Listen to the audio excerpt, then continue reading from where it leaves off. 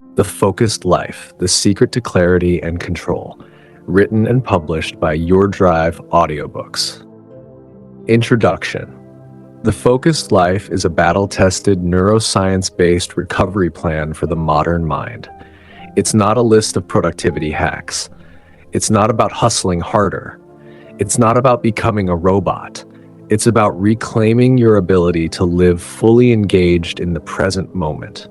It's about rewiring your attention so you can focus deeply on what matters most.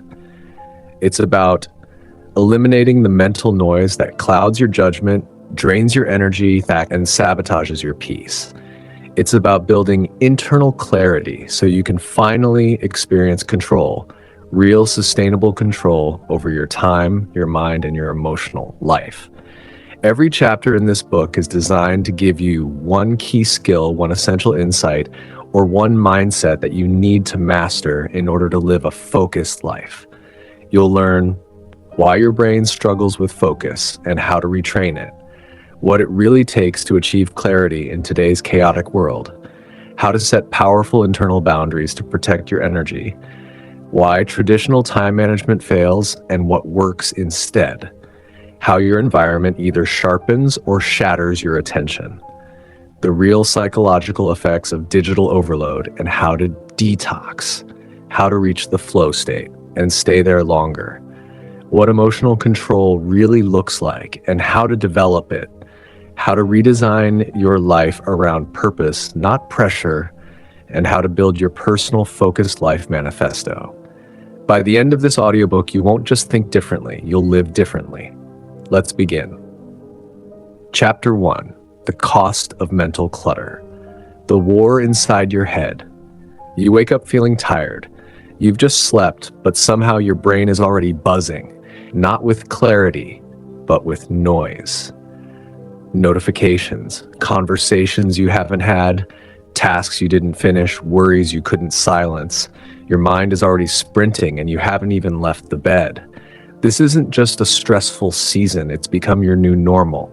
But it's not normal, it's not healthy, and most importantly, it's not sustainable. You're not lazy, you're overloaded. You're not unmotivated, you're overstimulated. You're not broken, you're buried under mental clutter. What is mental clutter? It's the invisible weight of unfinished thoughts, unprocessed emotions, and unnecessary inputs. It's what happens when your mind becomes a dumping ground for everything, without ever making time to sort, filter, or release. And the cost? It's massive. Mental clutter is one of the greatest hidden threats to emotional health, personal growth, and peak performance. It keeps you distracted, drained, divided. It dulls your instincts, it fractures your attention, it steals your energy and leaves you running on fumes. But most people don't recognize the signs. Why? Because this kind of burnout doesn't always come with a crash. It creeps in, quietly. One forgotten thought at a time, one ignored boundary at a time, one opened tab, one ignored emotion, one more scroll at a time, until you find yourself living in a state of constant mental noise. Let's get clear about what this is costing you. You're paying for it with your focus. The human brain was designed to focus on one important thing at a time, but today that instinct is being attacked from every direction. We're bombarded with more information in a single day than a person in the 15th century encountered in an entire year. Psychologist Daniel Levitin explains that our brains are consuming up to 5 times more information daily than just a few decades ago.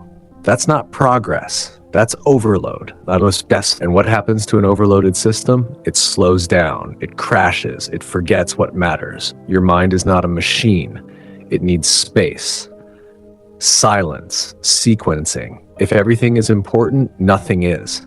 If every thought gets your attention, no thought gets your depth. You're paying for it with your memory. Ever walked into a room and forgotten why? Or read a paragraph and realized you absorbed nothing?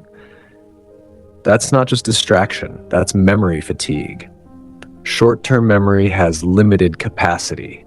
According to psychologist George A. Miller, Your brain can hold around 7 items in working memory at one time. Any more than that, and it starts dropping things. Mental clutter overloads this system. You're trying to remember passwords, deadlines, groceries, family issues, future plans, unread emails, and 100 micro decisions all at once. No wonder things are slipping. When your mind is full of noise, it can't create the quiet you need to store and retrieve information. You forget not because you're irresponsible, but because your system is overwhelmed. You're paying for it with your energy. Mental clutter doesn't just waste time, it consumes energy. Every time your mind switches tasks, it uses glucose and oxygen, reducing your brain's capacity to stay sharp and alert. Neuroscience calls this switching cost. It's real, and it's expensive. In fact, research from the University of California, Irvine, found that it takes an average of 23 minutes and 15 seconds to regain focus after being interrupted. That's not just from someone walking in. That includes internal interruptions like a random thought, a digital notification, or an unfinished task bubbling back up. Now multiply that across your day. Imagine the fatigue. You feel tired not because you did too much, but because your brain never had a chance to fully focus on anything. The hidden damage of cognitive noise. Let's look deeper at what's really happening. Every unfinished task is a mental tab that stays open. Every unsorted thought is a loop your brain keeps trying to close. Every interruption, even the smallest one, steals processing power. You're not just dealing with distractions. You're trying to live your life inside a browser with 50 tabs open, and some of them are playing music you can't even find. The mental tab effect. Psychologists call this the Zeigarnik effect, the tendency of the human brain to remember unfinished or interrupted tasks more than completed ones. That means if you haven't made a decision, scheduled a plan, responded to a message, or closed a mental loop, your brain continues to track it. Not consciously, not with focus, but with background pressure. It's like having apps running in the background of your phone, draining the battery even when you're not using them. The more tabs you have open, the slower and less responsive everything becomes. Mental clutter is not passive, it's active, and over time it leads to decision fatigue, analysis paralysis, emotional reactivity, impaired self-control, lack of motivation. Let's break those down. Decision fatigue. You're not failing to make decisions because you're indecisive. You're exhausted. Decision fatigue is a scientifically recognized state where your brain, after making too many choices, begins to deteriorate in the quality of its decisions. This is why smart people make impulsive choices, why kind people snap at loved ones, why capable people procrastinate important things. According to research by Dr. Roy Baumeister, the average adult makes over 35,000 decisions per day. That number is far higher for those managing families, leading teams, or juggling multiple responsibilities. The more mental clutter you carry, the less bandwidth you have for thoughtful decisions. Analysis paralysis.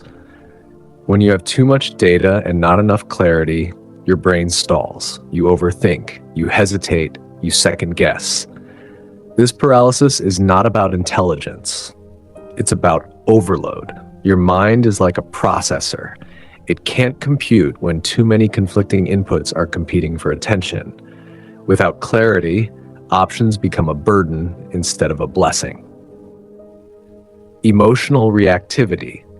When your brain is under pressure, your emotional regulation suffers. The part of your brain responsible for executive function, the prefrontal cortex, loses dominance, and the amygdala, your emotional reaction center, takes over. This is why cluttered people are more easily triggered, why the smallest problem can feel like a crisis, why your patience thins, your words get sharper, and your resilience collapses. This is not about being a bad person. It's a predictable neurological response. The more mental clutter you carry, the more emotionally volatile you become. Impaired self-control. Self-control isn't just about willpower, it's about cognitive space. Studies show that when your brain is tired from juggling too many thoughts or decisions, it becomes harder to resist temptations and maintain discipline. That's why you can be strong all day and then binge at night. Why you can focus at work and collapse into distractions at home. Mental clutter reduces your ability to choose wisely, not because you lack character, but because you lack clarity. Loss of motivation. Finally, the heaviest cost of mental clutter is its impact on your motivation. Cluttered minds don't dream big, they cope. They don't pursue growth. They chase survival. They don't plan for the future. They obsess over what's unfinished today. You begin to live in response mode, always reacting, never creating. And when you're always reacting, you eventually feel powerless. That's how motivation dies. Not in one moment, but slowly under the weight of 1,000 mental burdens. The neuroscience behind mental overload. To reclaim your clarity, you need to understand how your brain actually works. Let's start with the prefrontal cortex, the region of the brain responsible for rational thinking, planning, decision-making, and focus. This part of your brain is what allows you to weigh consequences, set goals, solve problems, and regulate your emotions. But there's a problem. The prefrontal cortex has limited capacity.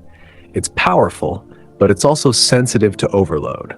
Unlike your subconscious mind, which can run on autopilot, the prefrontal cortex demands energy, space, and calm to operate at full strength. And what shuts it down fastest? Distraction, stress, uncertainty, chaos, multitasking. When you're mentally cluttered, your prefrontal cortex doesn't just slow down, it starts outsourcing control to deeper, older brain systems. One of those systems is the amygdala, your brain's fear and stress center. The amygdala is built for survival. It's fast, emotional, and impulsive. It reacts to threats, real or perceived, with intensity. When the amygdala is in charge, you react. When the prefrontal cortex is in charge, you respond. Mental clutter tilts the balance. It puts your reactive brain in the driver's seat and your rational brain in the back seat. This is why even small disruptions like a notification ping or an unresolved conflict can hijack your attention and flood your system with cortisol, the stress hormone. And here's the kicker. Your brain doesn't differentiate between types of stress. Whether it's a looming deadline, a loud child, a missed message, or a traumatic memory, your nervous system reacts to all of it with the same stress pathways. So while your day may look normal, your brain is constantly bouncing between stimuli, never getting enough stillness to fully reset. You live in survival mode, and survival mode is incompatible with clarity, peace, or high-level thinking. The attention economy. Another reason you're mentally cluttered, because the world is literally designed to keep you that way. You are living inside what psychologists now call the attention economy, a digital environment in which your attention is the most valuable commodity. Social media apps, news sites, entertainment platforms, and even some productivity tools are engineered to hijack your focus, hold your gaze, and train your brain for constant novelty. This isn't random. It's algorithmic. Every swipe, every ping, every suggestion, every autoplay, every notification, all of it is optimized to exploit your neurological vulnerabilities. Dopamine addiction. Each time you check your phone and get a reward, a like, a message, an alert, your brain releases dopamine, the neurochemical associated with pleasure and motivation. But here's the problem. Dopamine isn't the chemical of satisfaction, it's the chemical of anticipation, which means it keeps you chasing, checking, scrolling, refreshing, without ever feeling truly fulfilled. This creates what researchers call a compulsion loop, a behavioral cycle where you keep engaging in behaviors not because they satisfy you, but because your brain is addicted to the stimulation. And every time that loop fires, it trains your brain to seek the next hit, not the right focus. So even when you want to concentrate, your brain starts craving novelty. And when novelty doesn't come, you feel bored, restless, anxious. This is why silence feels uncomfortable, why doing just one thing feels hard, why long-form reading, deep work, and focused conversation feel like uphill battles. Your brain is overstimulated, and it needs to be retrained. The path to clarity. Practical tools for a clutter-free mind. Mental clutter doesn't go away by itself. It has to be interrupted, identified, and intentionally cleared. You can't just hope for clarity. You must create it. Let's go step by step. These practices aren't glamorous, but they are effective, and when done consistently, they will reshape your mental architecture from scattered to centered. Step 1, perform a daily brain dump. Every single day, preferably first thing in the morning or last thing at night, take 5 to 10 minutes to write out everything that's on your mind. Not in order, not neatly. Just unload. Tasks, worries, ideas, unfinished thoughts, reminders, emotions, everything. This practice does 2 things. 1, it reduces cognitive load by offloading short memory pressure. 2, it helps your brain sort signal from noise. Studies show that writing things down improves memory and reduces anxiety. Your brain is not a storage system, it's a processing system.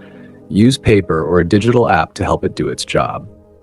Step 2, identify open loops and close them. An open loop is any task, conversation, or decision that hasn't been completed. These loops remain active in your subconscious, draining your focus. Make it a weekly habit to go through your life and ask, what needs to be completed? What can I let go of? What must I delegate or schedule? Then do one of 3 things. Finish it, file it, or forget it. Leaving mental tabs open leads to background stress and mental noise. Step 3, simplify your inputs. What you allow in determines what you can focus on. Audit your input sources. How many newsletters are you subscribed to? How many social media accounts do you follow? How many notifications hit your phone each day? How much news do you consume, and how often? The goal is not to be uninformed, it's to be strategically informed. Limit what you consume. Be selective about what gets your attention. Unsubscribe, mute, unfollow, delete. Reduce the volume of noise in your mental environment. This is not deprivation, it's curation. Step 4, establish focus anchors. Your brain thrives on cues. Rituals, repetition, create visual or behavioral cues that signal to your brain. This is focus time. Examples, sitting in the same chair for deep work, playing the same instrumental playlist when reading, using a specific scent, like peppermint or only during intense thinking sessions, setting a visible timer to limit distractions. These anchors trigger your reticular activating system, RAS, the brain's attention gatekeeper, to ignore distractions and lock in on one task. Over time, your brain will begin associating these cues with high focus states, making it easier to enter them consistently. Step 5, clean one space. Daily physical clutter and mental clutter are deeply connected. Multiple studies confirm that disorganized environments increase cortisol levels and reduce cognitive clarity. Each day, take 5 minutes to clear one small space. Your desk, your bag, your phone screen, your inbox, your nightstand. Not everything at once. One space, one act of order equals one act of clarity. Step 6, reclaim silence. The brain is an input-hungry machine, but it needs silence to think, heal, and connect dots. Schedule moments of digital silence every day. No music, no podcasts, no background noise, no devices, just stillness. This isn't about being dramatic, it's about letting your brain exhale. Silence is where insight happens, ideas surface, emotions settle, and attention recalibrates. Even 10 minutes of intentional quiet can have a profound neurological effect on your prefrontal cortex. Step 7, practice intentional transitions. Most mental clutter builds up between activities. We jump from task to task, meeting to message, role to role, without pause. Instead, insert short transition rituals. After a call, step outside and take 3 deep breaths. Before switching tasks, stand, stretch, and ask, what deserves my focus now? Between work and home, take a 5-minute walk to decompress. These transitions clear residue from the previous moment and make space for full presence in the next. Reflection, facing your personal clutter. Before we go any further, pause. This next moment isn't for more information, it's for transformation. You've just learned the truth about mental clutter, how it works, what it costs, and what feeds it. But now comes the most important part, application. Mental clutter is personal. It doesn't look the same for everyone. What drowns one person may not affect another. So ask yourself, where is your mind the most cluttered? Is it digital? Are you always online, always checking, always consuming? Is it emotional? Are there conversations, relationships, or memories you haven't processed? Is it physical? Are you surrounded by messes you keep postponing? Is it internal? Are your thoughts swirling with loops that never seem to close? Be honest. Don't judge yourself. Just observe. Now ask, what's your default response to mental clutter? Do you ignore it? Numb it? Power through it? Distract yourself from it? Or do you face it head on with clarity and calm? Your mental habits are shaping your future. The way you manage your inner world determines the power you have in your outer world. And here's the truth. You can't build focus on top of chaos. So right now, let's bring it into the light. Reflection prompts. Pause between each. What's the single loudest thing in your mind today? Name it. What are 3 things you've been tolerating that are draining you mentally? What's one open loop you can close today? What area of your life feels most out of order? What would it look like to create peace in that area today, not someday? Write your answers down. Speak them out loud. Record them in a voice note if you must. Why? Because the act of externalizing your internal noise is what breaks the spell of clutter. Now breathe. This is not about doing it all. It's about doing one thing right now. Choose one action to reclaim your clarity today. Just one. Maybe it's cleaning your desk. Maybe it's turning off your notifications for the next hour. Maybe it's forgiving someone you've been holding inside your head. Do it now. Then watch what happens. You don't need more time. You need more clarity. You don't need to do more. You need to think less about the wrong things and more deeply about the right things. Mental clutter is not a personality flaw. It's not a sign of weakness. It's a signal. A loud one. It's your mind trying to tell you, I can't carry all this anymore. You were not built for constant overwhelm. You were not meant to be an inbox for the world. You were never designed to respond to everything, solve everything, carry everything. You were designed for focus, for vision, for depth, for meaning. And that means you don't have to live scattered. You don't have to keep absorbing noise. You don't have to keep reacting. You don't have to spend your life in mental survival mode. There's another way. It's not easy, but it's powerful. It starts when you stop waiting for clarity to magically appear and decide to build it. It starts when you stop blaming distraction and start mastering your attention. It starts when you realize if you want to feel different, you must think different. And if you want to think different, you must first create space. Clear minds are not born, they are built. So today, commit to building yours. One moment of silence, one open loop closed, one distraction removed, one deep breath taken. Each small act is an act of rebellion against the chaos. Each one reclaims a piece of your power. And when you reclaim enough pieces, you get your life back. You'll feel it. The fog lifting, the pressure lowering, the energy returning, the vision sharpening. Because clarity isn't a luxury, it's your birthright, and your future depends on it. This is your mind. This is your time. This is your chapter. Choose focus, choose clarity, choose control. Let's move forward. Chapter 2: Why Clarity is a Daily Discipline. Why clarity fades so easily. You've had those days. You woke up early, your mind was still, your thoughts felt organized, you knew what mattered, and you moved with intention. But by noon, something changed. The fog crept back in, the urgency took over, the mental noise returned. You lost your focus. Again, clarity, like energy, fades. And unless it's protected, daily, deliberately, it disappears.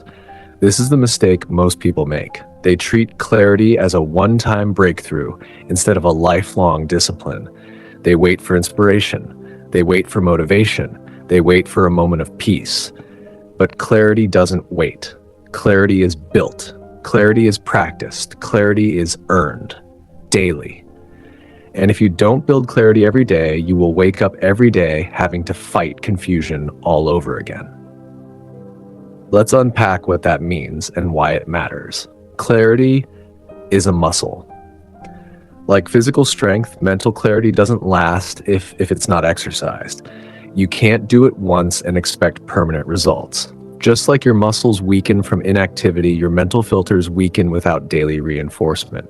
Every input you absorb, every task you take on, every yes you say without thinking, either strengthens your clarity or steals from it. And here's the truth most people avoid. Clarity requires repetition. It's not glamorous, it's not viral, it's not flashy, but it works. When you start treating clarity like a discipline, not a mood, you shift from being reactive to becoming strategic with your life. Let's look at the psychology. The science of clarity fatigue. Let's start with the brain. Your prefrontal cortex, the part of your brain responsible for focus, reasoning, and planning, isn't just powerful, it's also vulnerable. It fatigues easily. Every decision you make, every distraction you resist, every choice you weigh, all draw energy from the prefrontal cortex. The more unstructured your day, the more decisions your brain has to make. The more decisions you make, the faster your clarity drains. This is why you can start your morning sharp, but by afternoon, even simple tasks feel difficult. That's called clarity fatigue. Your clarity doesn't just vanish, it gets depleted, one decision at a time. This is why people like Steve Jobs, Barack Obama, and Mark Zuckerberg famously wear the same clothes every day. They weren't being lazy, they were protecting clarity. They understood that every unnecessary choice erodes your focus for important ones. Now pair this with the demands of modern life. Dozens of apps, hundreds of messages, endless options, constant interruptions, multiple roles and identities to manage daily. Your brain is doing cognitive gymnastics just to stay afloat. That's not a flaw in your discipline. It's a signal. You need a system. You need to build clarity on purpose, or the world will drown it, again and again. Let's talk about how. The daily clarity framework. Clarity is not a feeling, it's a practice. It doesn't appear when everything is perfect. It appears when you build a system strong enough to stay clear even when life isn't. Here's your framework. Simple, repeatable, proven. 1. Clear your mental field. Before the world enters. Start every day by claiming your attention before the world does, even if it's just 5 to 10 minutes. This is not about journaling your feelings or writing novels. It's about directing your mental traffic. Ask yourself 3 questions. What's on my mind right now? What matters most today? What can I let go of? Write your answers down. Don't type. Don't talk. Write. Why writing? Because writing by hand activates the reticular activating system, RIS, the brain's internal spotlight. It trains your mind to filter what matters from what doesn't. This simple act protects you from starting your day in reaction mode. 2. Name the day's top 3. Don't create a long to-do list. You'll drown in it. Instead, choose 3 outcomes that must be accomplished today.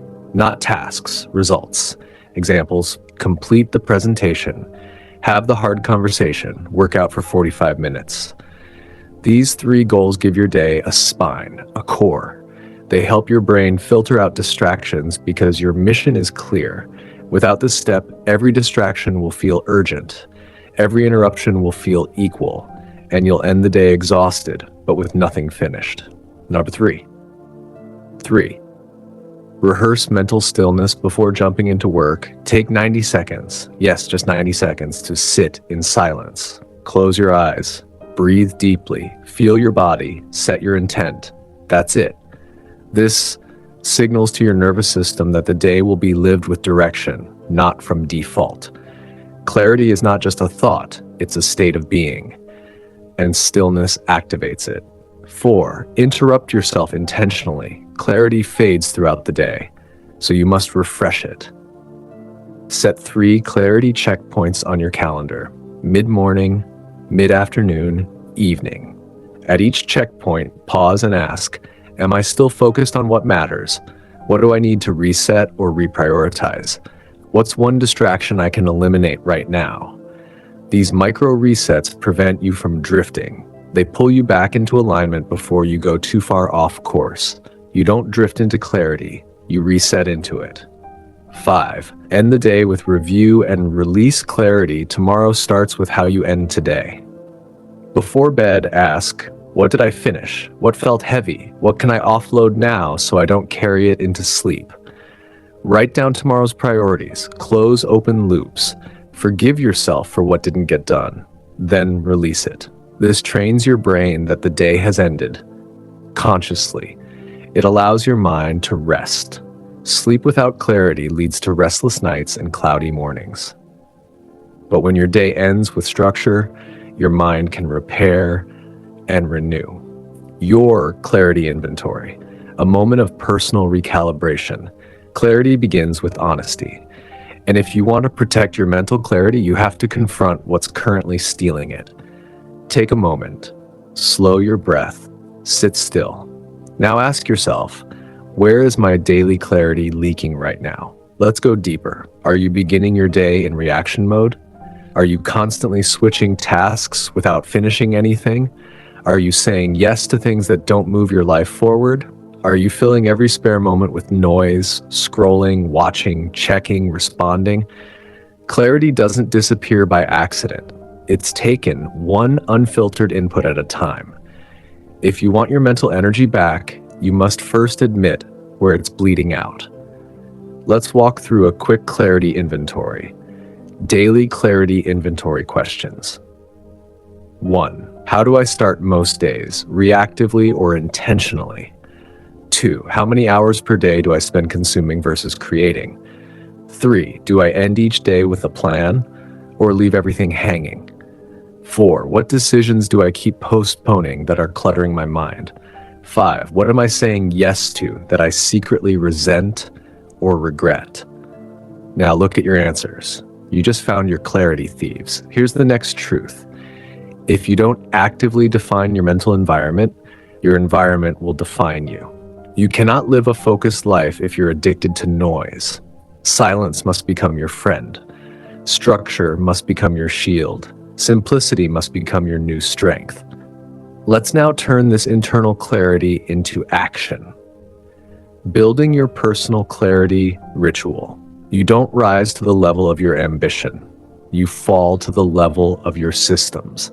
This is why successful people, those who think clearly, live decisively, and act consistently, don't wait for clarity. They install it.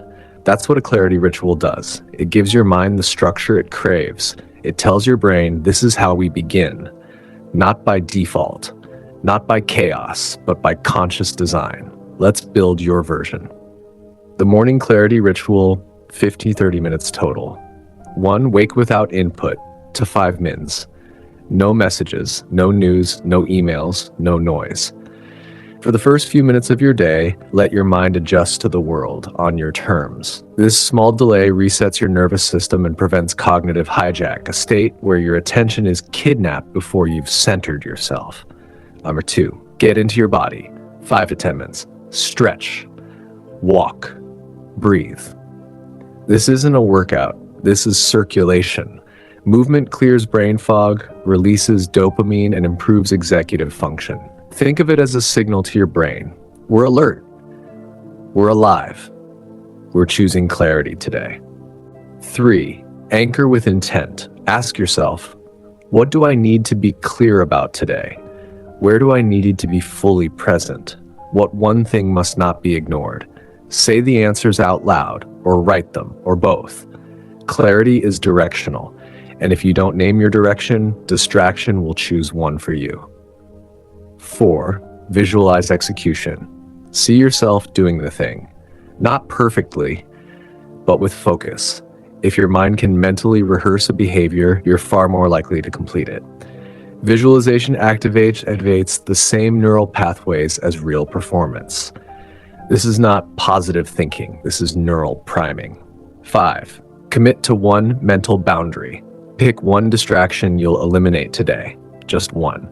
Examples: no phone during meals, no social media before noon, no answering messages immediately, no multitasking during focus blocks. Mental boundaries restore sovereignty over your attention. Clarity is not about control, it's about ownership. When you do this consistently, something powerful happens. You stop chasing peace. You start creating it. Daily clarity shapes who you become. Discipline is not just about what you do. It's about who you become because of what you do consistently. Every day you practice clarity, you're not just getting more done. You're becoming the kind of person who lives with clarity. And that identity shift changes everything.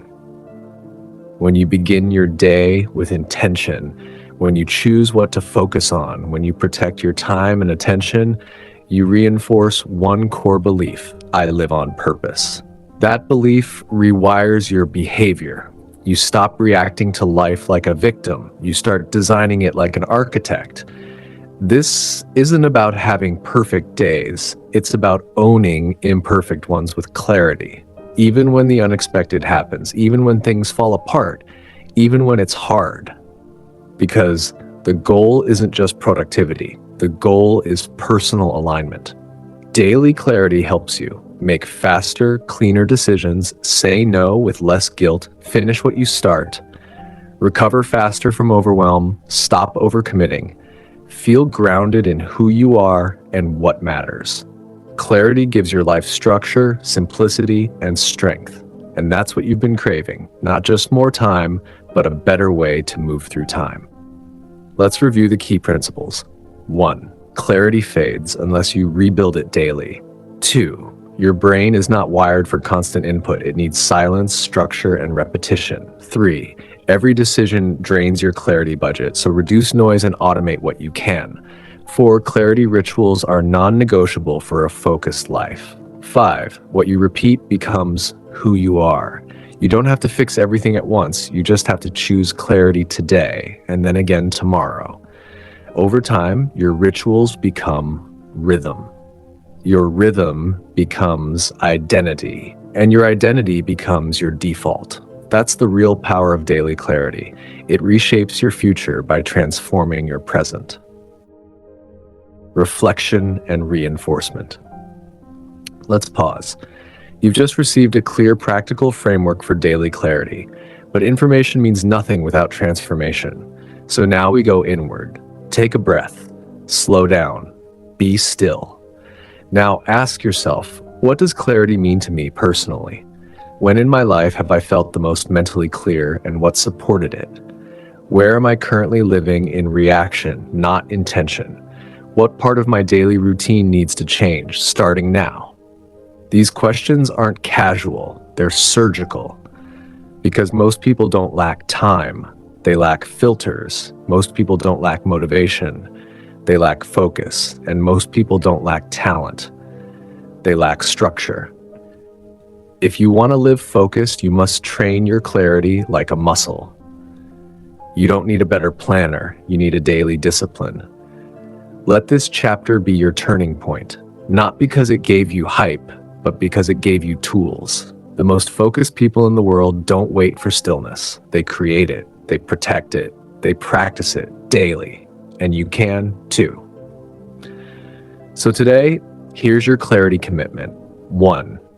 Begin your day before the world enters it. 2. Define your top 3 outcomes every morning. 3. End each night by offloading tomorrow's chaos. 4. Give your brain the structure it's been craving. You don't have to be perfect.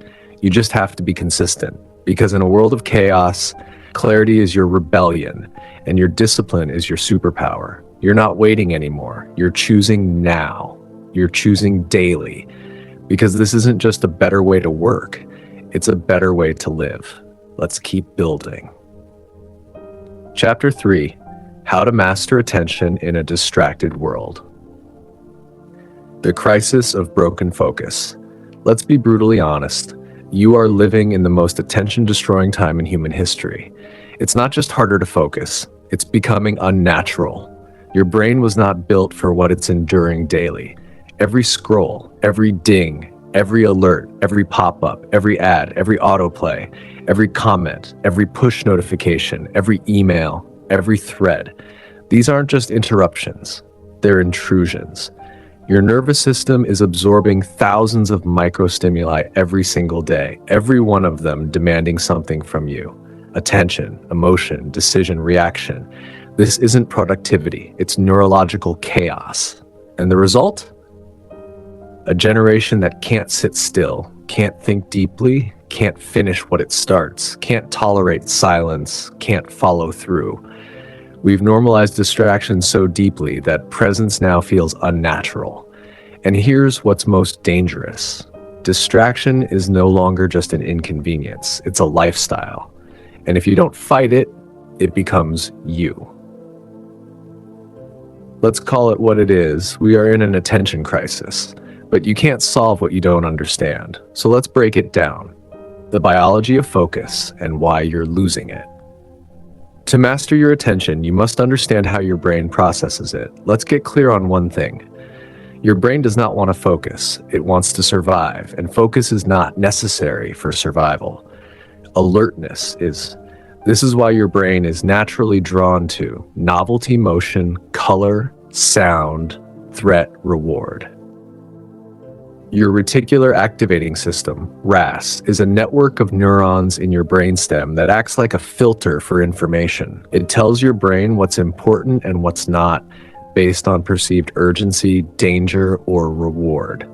This is why loud noises grab your attention, why flashing images make you look, why your name being called out instantly activates your awareness. Now imagine this system being manipulated by people who want your time, your clicks, your money, your energy. That's exactly what the modern digital world does. Social media apps, entertainment platforms, news feeds, even shopping sites. They're all designed to hijack your attention systems by offering you microbursts of novelty, urgency, and reward. Here's how it works. 1. Novelty triggers dopamine. Your brain loves new. When you scroll, your brain releases dopamine, which creates a spike of anticipation. Not satisfaction, anticipation. That keeps you checking, swiping, tapping. 2. Short bursts reduce cognitive resistance because everything is bite-sized. 30-second videos, 2-sentence headlines, 1-click purchases. You don't feel resistance. Your brain gets hooked without friction.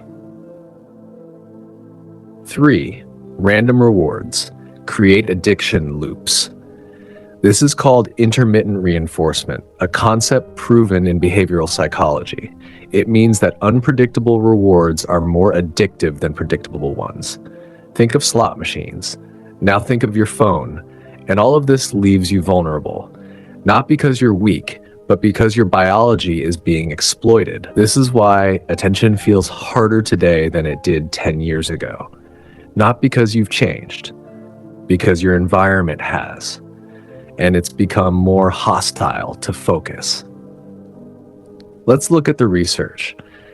The research on broken attention. A Microsoft study found that the average human attention span dropped from 12 seconds in 2000 to just 8 seconds in 2020. The average person now checks their phone 96 times per day. That's about once every 10 minutes. Teenagers spend an average of 7 hours per day on screens, excluding schoolwork. Adults aren't far behind. Most knowledge workers get interrupted once every 3 to 11 minutes, and take 23 minutes to return to full focus afterward. These aren't just stats, they're signs of something deeper. We're losing our ability to sustain mental effort, and once that goes, so does everything else. Deep work becomes impossible. Emotional regulation weakens, creativity dries up, relationships become shallow, productivity collapses, identity blurs. Because where your attention goes, your life follows. Two kinds of attention, and how to reclaim both. You don't just have one type of attention, you have two, and both are critical to a focused life. 1. Voluntary attention. This is the kind of attention you direct intentionally when you sit down to write, when you listen deeply to someone, when you read, plan, study, or create. Voluntary attention is effortful. It's also fragile. It requires energy and discipline. Voluntary attention is your superpower, but in a distracted world, it's constantly under attack. Every time you switch tasks, check a notification, or multitask, you're weakening your brain's capacity to sustain voluntary attention. Over time, it atrophies, just like an unused muscle. Number 2, involuntary attention. This is automatic, reflexive, reactive. It's what kicks in when you hear a loud noise, feel your phone vibrate, or notice a sudden movement in your peripheral vision. Involuntary attention is part of your survival system. It doesn't require effort. It demands response. Now here's the problem. Most people today are living primarily in involuntary attention mode. They're not choosing what to focus on. They're being pulled minute by minute by whatever is loudest, brightest, or newest. This means they're rarely thinking deeply, completing tasks fully, or resting mentally. They're alert but not aware, busy but not effective, plugged in but not present. To master attention, you must reverse the balance. Voluntary attention must lead. Involuntary attention must be trained to follow, not dominate. Here's how you start doing that. The focus protocol. Rebuilding your attention muscle. You don't rise to the level of your goals. You fall to the level of your attention. To master your attention in today's world, you need more than willpower. You need a system, a protocol for focus. Here's a 5-step daily process designed to help you do exactly that. Step 1, create a focus trigger. Your brain associates environments and actions with outcomes. When you repeat certain rituals before entering a focused state, your brain learns. This is when we go deep. Examples: always sit in the same chair for deep work. Light a specific candle or use a focus scent, peppermint or rosemary. Play the same non-distracting instrumental playlist. Use the Pomodoro timer technique. 25 minutes of focus, 5 minutes of break. These focus triggers signal to your brain, now we enter voluntary attention mode. Don't skip them. Repetition builds response. Step 2, eliminate distraction zones before you start. Most people fail before they even begin because their environment is rigged for distraction. Set your scene for success. Silence your phone or leave it in another room. Use website blockers to restrict social media, YouTube, or shopping sites. Clear visual clutter from your desk or workspace. Disable pop-ups, alerts, or background apps on your computer. Attention is fragile. If you leave the door cracked, distraction will walk in. Design an environment that makes distraction inconvenient.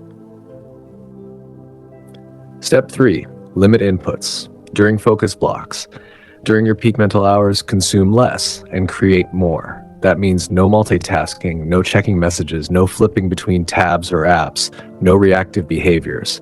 One task, one window, one outcome. This is deep work, and it's where your best thinking lives. Your brain enters theta and alpha wave states when you concentrate deeply for extended periods. These brainwave patterns are linked to creativity, flow, and problem solving, but they only emerge when attention is undivided. Protect your peak blocks like sacred territory. Step 4, schedule strategic distraction. You don't have to avoid entertainment or digital interaction forever. You just need to contain it. Set aside designated blocks of time for messages, social media, passive content, entertainment, news.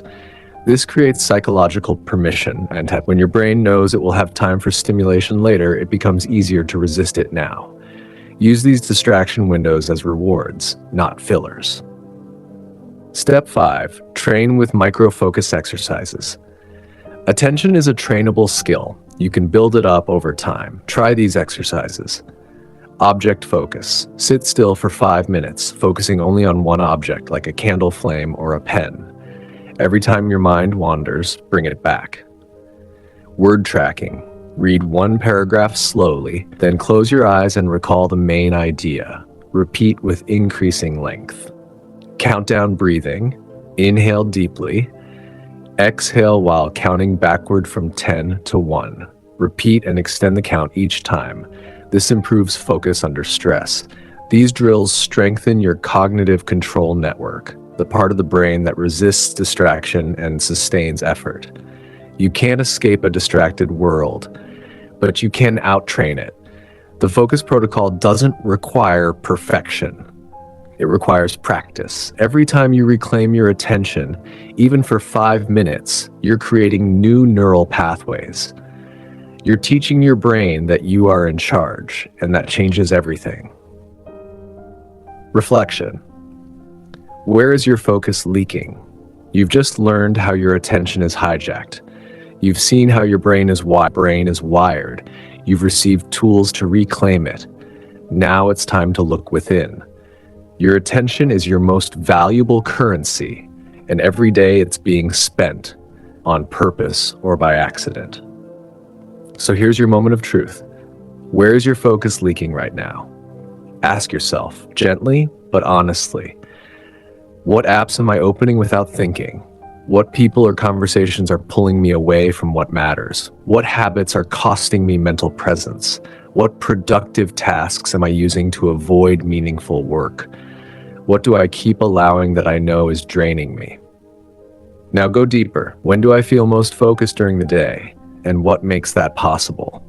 What would my life look like if I mastered my attention consistently?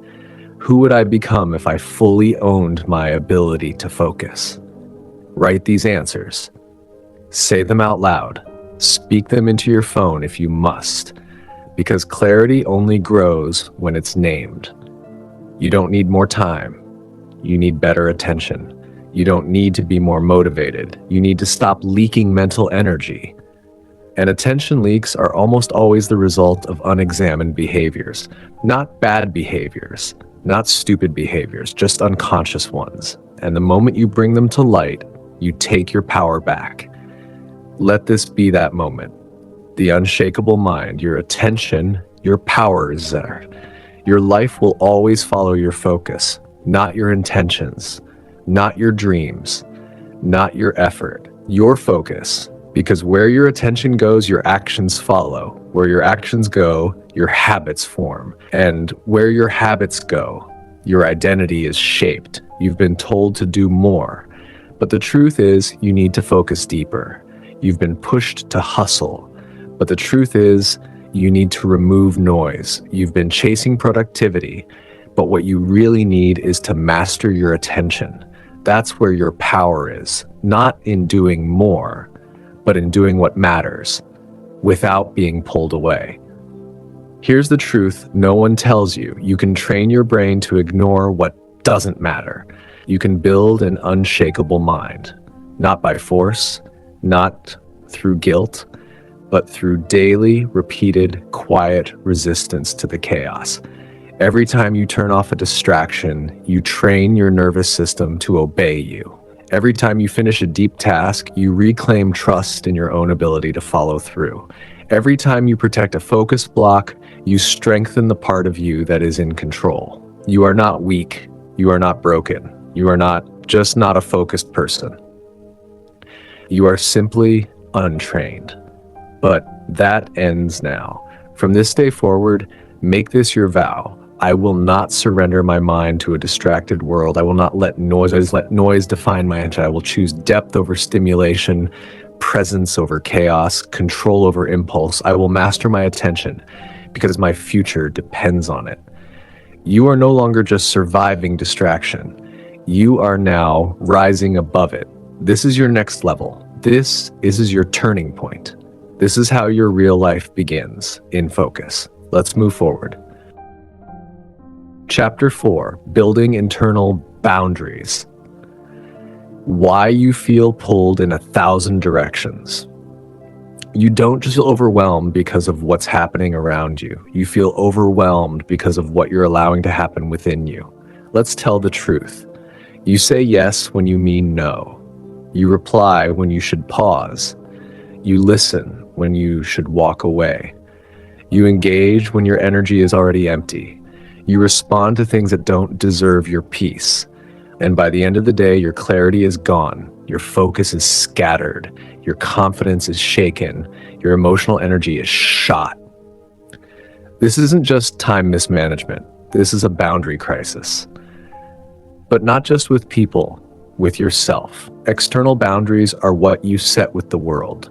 Internal boundaries are what you enforce with your thoughts, emotions, responses, and energy.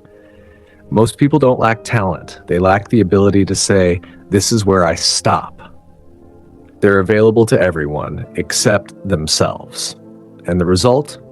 Chronic burnout, people-pleasing, emotional exhaustion, inability to say no without guilt, constant reactivity, mental fatigue without obvious cause. This is what happens when your internal boundaries are weak. It's not about building walls. It's about drawing lines that protect your attention, energy, and peace from being stolen by everything that isn't your responsibility. Let's understand why this happens and how to fix it.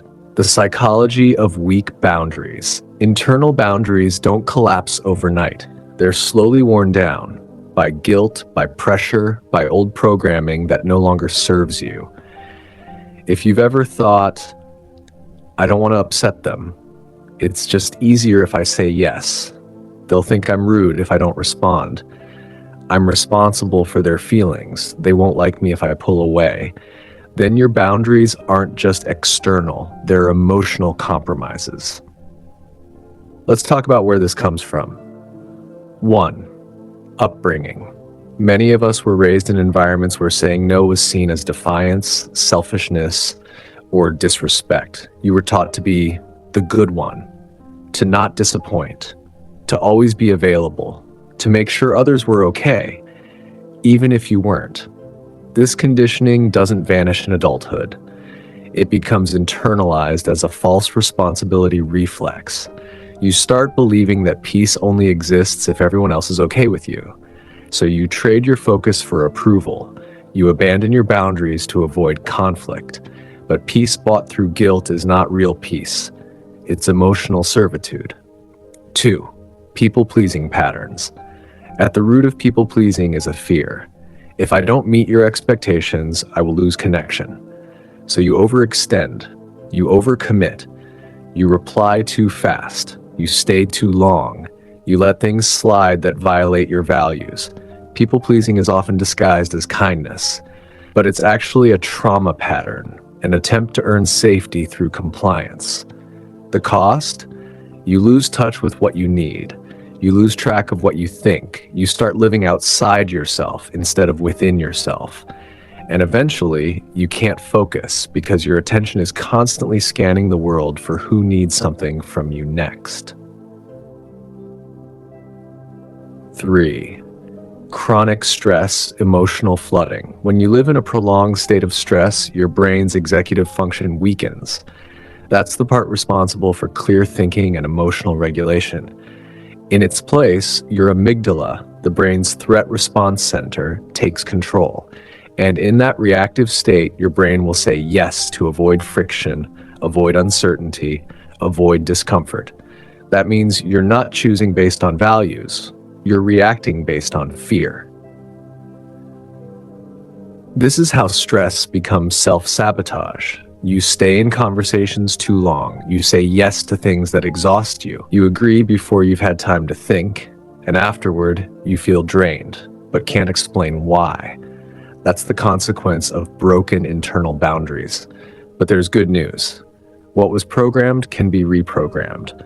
What you learned can be unlearned. What you tolerated can be changed. And it starts by rebuilding internal boundaries from the inside out. The 5 foundational internal boundaries. You don't need to control the world to protect your focus. You just need to control what you allow inside. Let's break down 5 essential boundaries that form the invisible walls around your clarity and energy. 1. The boundary of attention. You must decide who and what deserves your full attention. If you let everyone reach you anytime, your attention no longer belongs to you. If every notification gets your eyes, your life is no longer led by you. Your rule: not everything that calls for my attention gets it. Action: set no response zones in your day. Turn off all non-essential notifications. Use a focus app or digital blocker. Let people wait without guilt. You are not a notification center. You are not a 24/7 emotional dispatcher. Your focus is your power, and it must be protected. 2. The boundary of emotional ownership. You are responsible for your words, actions, decisions, and energy. You are not responsible for how others feel about your boundaries. When someone's discomfort with your clarity causes guilt in you, your internal boundary is under attack. Your rule: I do not carry emotions that do not belong to me. Action: when setting a limit, speak calmly and without apology. Refuse to explain yourself to those who are committed to misunderstanding you.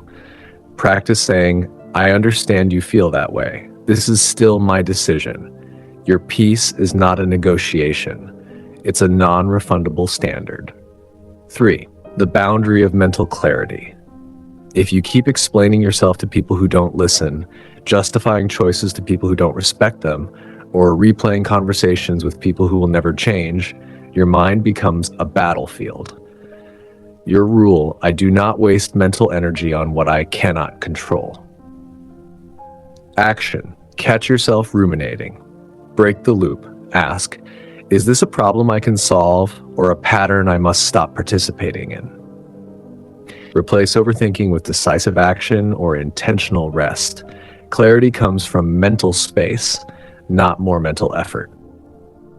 4. The boundary of time. Time is the most finite resource you have. When you say yes to things that don't align, you say no to things that do. Your rule: I do not commit out of guilt, fear, or impulse. Action: never commit on the spot. Say, let me think about it. Audit your calendar weekly. What can be removed, reduced, or rescheduled? Prioritize energy alignment, not just task completion. Your time is your life. If you give it away carelessly, don't be surprised when life feels stolen. 5. The boundary of self-permission. You don't need to feel 100% confident to protect your boundaries. You don't need external approval to live in alignment. You need to give yourself permission. Your rule: I don't have to explain why I need space, silence, or simplicity. Action: say yes to what nourishes you, even if it disappoints others. Say no when your body tightens, even if your mouth wants to please. Let rest be part of your productivity strategy. Self-permission is the ultimate boundary, because when you believe you are allowed to protect yourself, everything changes. You don't set boundaries to push people away. You set them to stay close to yourself. And once your internal boundaries are firm, your external world becomes far easier to manage. You'll stop over-explaining, stop second-guessing, stop apologizing for being clear, because focus cannot exist without protection. And protection begins with internal boundaries. Reflection: where are your boundaries leaking? Ask this quietly, but honestly. Where do I feel drained lately? What situations are leaving me mentally foggy? What people do I feel guilty saying no to? Where do I say yes too quickly and regret it afterward? Your energy is always giving you clues. Your body tightens before your mouth speaks. Your spirit shrinks before your calendar fills. But when your boundaries are weak, you override the signals. Let's look within. This isn't judgment, it's clarity. Take a moment and answer, truthfully, what boundary do I break the most often? Why do I let it be broken? What feeling am I trying to avoid when I don't protect that boundary? What would my life look like if I enforced it firmly but kindly? Maybe it's the boundary of time. You're overcommitting. Maybe it's the boundary of emotional ownership. You're carrying weight that's not yours. Maybe it's the boundary of attention. You're constantly interrupted, even by your own impulses. Whatever it is, name it. Because what you name, you can begin to reclaim. Now ask yourself this. What's one boundary I will commit to strengthening this week? Just one. Small, simple, specific. Maybe don't check your phone for the first hour after waking up. Maybe you say no to one invitation you would have accepted out of guilt. Maybe you allow yourself 10 minutes of silence between tasks. Maybe you stop replying instantly and start responding intentionally. This is how it begins. Not with grand gestures, but with tiny acts of self-loyalty. When you honor even the smallest boundary, your identity shifts. You start to believe, I am a person who protects their peace. I am allowed to have limits. I can lead my life, not just survive it. Let that belief grow. Protect the life you're building. You cannot live a focused life with open doors to everything and everyone. You cannot find clarity while allowing chaos into your mental space. You cannot lead yourself if you constantly abandon yourself to please others. Boundaries are not walls. They are bridges to your real life. Every time you say no to what drains you, you say yes to what grows you. Every time you protect your time, you honor your vision. Every time you walk away from guilt, you walk closer to peace. This is not selfish. This is self-leadership. Because here's what most people never learn. You teach the world how to treat you by how you treat yourself when no one's watching. If you constantly betray your limits, don't be surprised when others cross them. If you abandon your focus for false urgency, don't be shocked when your goals go stale. And if you carry everyone else's weight, don't expect to move freely in your own calling. You are not here to be available to everything. You are here to build something that lasts. And everything you're building, your peace, your purpose, your clarity, your next level, depends on this truth. I am responsible for what I allow. I am worthy of protection. I do not apologize for guarding my mind, my heart, or my time. I lead my life from within. You don't need permission. You don't need a better excuse. You don't need to feel ready. You just need to start choosing you. This is where ownership begins. This is where distractions lose their power. This is where boundaries become your breakthrough. So say it now, not for the world to hear, but for your soul to remember. I protect my peace because it protects my purpose. Chapter 5, Time Design versus Time Management. Why time management keeps failing you. Let's start with a painful truth. Time management has failed you, not because you're lazy, not because you lack discipline, not because you haven't read enough productivity books.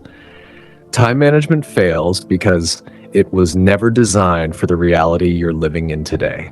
The classic time management model was built in a different era, an industrial, linear, predictable world, a world where tasks had fixed timelines, interruptions were rare, and most people worked the same way, every day.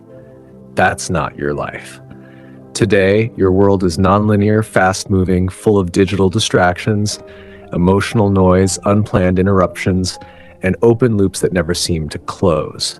You're expected to work while replying to messages, focus while being available, create while consuming, execute while thinking about 50 other things. Your life isn't a neat to-do list. It's a storm of decisions, demands, and digital noise. And what does traditional time management tell you? Wake up earlier, use a better planner, color code your calendar, prioritize better. None of that works if your brain is tired. None of that sticks if your emotional bandwidth is gone. None of that helps when your days aren't just full, they're fragmented. You don't need more hacks, you need a better system. Time doesn't need to be managed, it needs to be designed, because your life isn't about doing more. It's about doing what matters with clarity, consistency, and energy. This chapter will give you that, step by step. Your brain doesn't work on a calendar. It works on cycles. Time management assumes that your energy, motivation, and clarity remain constant throughout the day. That's false. Your brain is not a machine. It's an organic system that moves through waves of energy and focus called ultradian rhythms. On average, your brain works best in cycles of about 90 minutes of deep focus, followed by 20 minutes of recovery. Ignore these cycles and your mental clarity crashes. Honor them, and your productivity soars. Let's look at what happens when you push beyond your natural cognitive rhythm. Your decision-making weakens, your willpower drops, you become more reactive, less creative. Your focus becomes brittle. You start switching tasks to chase dopamine, not results. This is why doing more often leads to getting less done. You don't need more hours in the day. You need to design your day to protect your peak mental cycles. Research shows the average knowledge worker is only truly productive for 2 to 4 hours a day. After 3 major decisions or emotional conversations, mental fatigue sets in. The brain starts to deteriorate in focus after 25 minutes of constant task switching. When you multitask, productivity drops by as much as 40%. So why do we keep trying to force our minds into systems that don't honor our nature? Because we've been sold a lie. Success comes from managing time. No. Success in focus, fulfillment, and flow comes from designing time around how your brain, body, and energy actually function. That's the shift. The time design blueprint. Time design begins with one belief. My day should be shaped by what matters most, not by what demands me first. Here's your new model. Energy first, focus blocks, life anchors, recovery windows. Let's walk through each component. 1. Energy first. Know your mental peaks. Before you plan a single task, identify your natural energy highs and lows. Ask yourself, when do I feel most mentally clear during the day? When do I usually crash or feel distracted? When do I naturally get things done without force? This will fall into one of 3 broad patterns. Morning highs, your best thinking happens before noon. Afternoon peaks, you do your best work between 12 p.m. and 4 p.m. Evening energy, you come alive mentally in the later part of the day. Action, map your current week.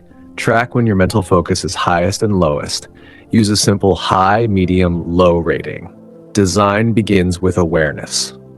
2. Focus blocks. Protect your best thinking. Once you've identified your peak energy windows, protect them like gold. Focus blocks are 90 to 120-minute sessions of uninterrupted deep work on your most meaningful tasks. No multitasking, no switching, no notifications, no quick replies. This is where real-life change happens, not in emails, not in meetings, not in busy work. Action.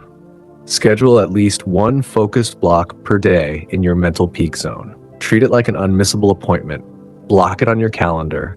Communicate it clearly. Stick to it ruthlessly. Start with 1. Build the habit. Then protect it like your future depends on it, because it does. 3. Life anchors. Set your daily non-negotiables. You are not just a machine of productivity. You're a person with values, energy, and a soul that needs structure. Life anchors are simple, repeatable rituals that bring emotional rhythm to your day. Examples: morning reflection, midday pause, 15-minute walk, evening screen cutoff, bedtime wind down. These are not tasks, they are anchors. They create stability inside chaos. Action. Choose 2 to 4 life anchors. Attach them to key points in your day. Keep them simple. Make them sacred. You're not adding pressure, you're adding peace. 4. Recovery windows. Build in mental reset zones. Focus isn't built by going harder, it's preserved by recovering smarter. Your brain needs space between demands. Otherwise, you're stacking stress without release, and that's when overwhelm takes over. Recovery windows are planned gaps that allow you to reset, breathe, and return with clarity. Even 10 to 15 minutes of intentional nothingness can restore more than an hour of forced focus. Action. Schedule short recovery breaks after each focus block. No screen, no scrolling, just presence. A stretch, a moment of quiet, a reset. Protect your recovery like you protect your work. You don't manage your time, you architect your attention, you don't chase tasks, you design your day around what matters. This is time design, and it works because it aligns with how you're wired, not just what you're told. Reflection. Where is your time actually going? Stop. Take a slow breath. Be still for just a moment. Forget your to-do list, forget your goals, forget your calendar, and ask this instead: where is my attention being pulled every single day? Where is your time bleeding out? Where is your energy leaking? Where do your minutes feel consumed but never fulfilling? Let's get honest. Not for shame, for clarity. Write down or mentally walk through your last 3 days. How much time was spent reacting to others? How many times did you check your phone, not for action, but for stimulation? How often did you switch tasks before completing one? Where did you say yes to things that weren't urgent, weren't important, but were available? How many moments did you spend numbing out instead of recharging? This is not a guilt trip. This is awareness training. Because time isn't just lost in hours, it's lost in fragments. 3 minutes here, 7 minutes there, 15 minutes of mindless scrolling, one extra reply, one more thing before you rest. Those moments compound, and that's how your day disappears. Not into major events, but into invisible distractions. Now take this next step. Ask yourself, what do I keep saying yes to out of guilt or habit? What activity drains me faster than anything else? What part of my day feels the most disorganized or hijacked? These are the cracks in your design. And once you see the cracks, you can seal them. Once you name the leaks, you can rebuild stronger. Design the life you're capable of. Time doesn't belong to your tasks. It belongs to your vision. And every time you follow someone else's urgency, you abandon your own design. That ends now. You are not here to catch up. You are here to create alignment. Your life doesn't need more hours. It needs more intention. Because here's what most people never understand. You don't build a focused life by doing more. You build it by doing what matters when you have the energy to do it well. That's time design. And it starts with one decision. I no longer let my schedule lead me. I lead my schedule. You no longer measure success by how many boxes you check. You measure it by how fully present, focused, and fulfilled you feel doing what aligns with your core. You're not a robot. You're not a productivity app. You are a human being with limits, needs, and vision. So honor your rhythm. Protect your cycles. Design your day around what you value, not just what screams the loudest. Say it again for your future self. I protect my focus by protecting my energy. I create space for what matters. I don't manage time. I design my life. Every decision from here forward, every yes, every boundary, every block of focus is not just about being productive. It's about becoming the person you were meant to be. Not by default, but by design. Chapter 6, Digital Overload and Brain Reset Strategies. The silent attack on your mind. You didn't wake up one day and choose to be distracted. You didn't decide to scatter your focus, numb your clarity, or train your brain to chase noise. But slowly, subtly, it happened. You reach for your phone before your feet touch the ground. You scroll while eating, thinking, or resting. You check email in the middle of conversations. You interrupt your own thoughts just to see what's new. You're not alone. You're not broken, but your brain is under siege. Digital overload isn't just a productivity problem, it's a neurological crisis. Every beep, buzz, like, view count, message, update, and pop-up triggers your brain's dopamine system, the same system involved in addiction. You're not using your devices anymore. They're using you. Let's get real. You were not designed to consume. Thousands of headlines per week, dozens of social posts per hour, endless replies, alerts, and algorithmic content, constant access to every person, opinion, and offer. That level of input overwhelms your working memory, the part of your brain responsible for reasoning, decision-making, and focus. And when your working memory is full, you can't think clearly. You can't plan. You can't reflect. You can't finish. You can't focus. This isn't just a bad habit. It's a biological overload. And the longer it goes unaddressed, the more fragile your attention becomes until your mind no longer feels like your own. But it doesn't have to stay that way. In this chapter, you'll learn exactly what digital overstimulation does to your brain, how to reset your nervous system in minutes, how to build brain clarity rituals that restore control, and how to reclaim ownership of your attention permanently. We begin with the science. What digital overstimulation does to your brain. Let's break this down clearly. Your brain is designed to process stimuli in patterns. It prefers order, relevance, and clarity. It thrives on deep focus and meaningful feedback. But digital platforms hijack that. Modern technology is built on a neuroscience-based formula designed to capture your attention, trigger dopamine, exploit your curiosity, overwhelm your decision-making centers, and keep you coming back for more. Let's look at the actual brain systems involved. 1. Dopamine disruption. Every time you receive a like, comment, update, message, or even open a new tab, your brain gets a tiny spike of dopamine, the reward chemical.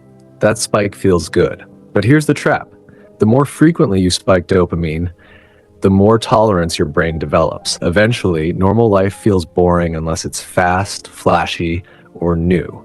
This is why deep work feels hard, why silence feels uncomfortable, why you reach for your phone when nothing is happening. Not because you're weak, but because your brain has been rewired to need constant stimulation. 2. Prefrontal cortex fatigue. Your prefrontal cortex is responsible for focus, decision-making, impulse control, short-term memory, planning. Every digital switch, app to app, thought to thought, scroll to scroll, forces your prefrontal cortex to work harder.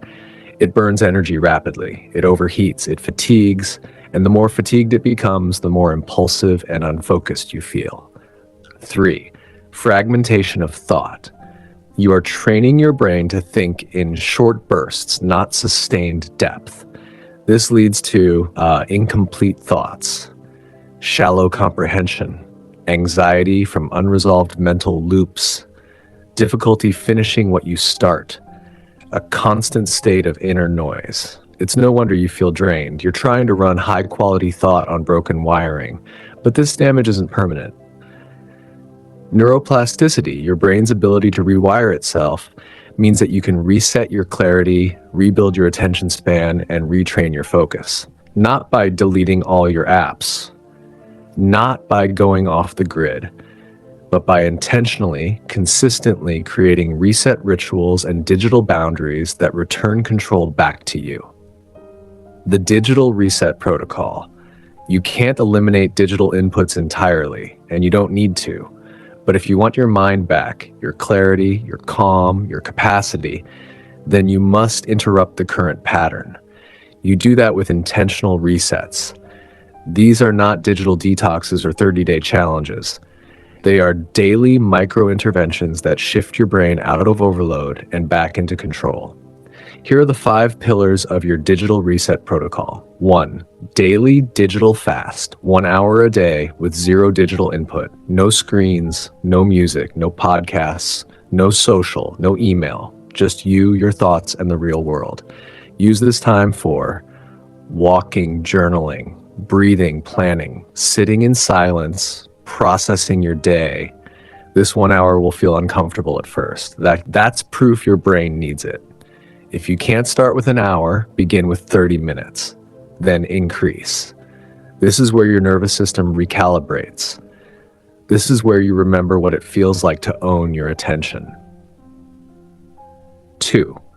The first 30 rule. The first 30 minutes of your day set the tone for your brain. If your first input is your phone, you've already triggered dopamine spikes, stress hormone release, especially from email/news, mental comparison, distraction loops, action.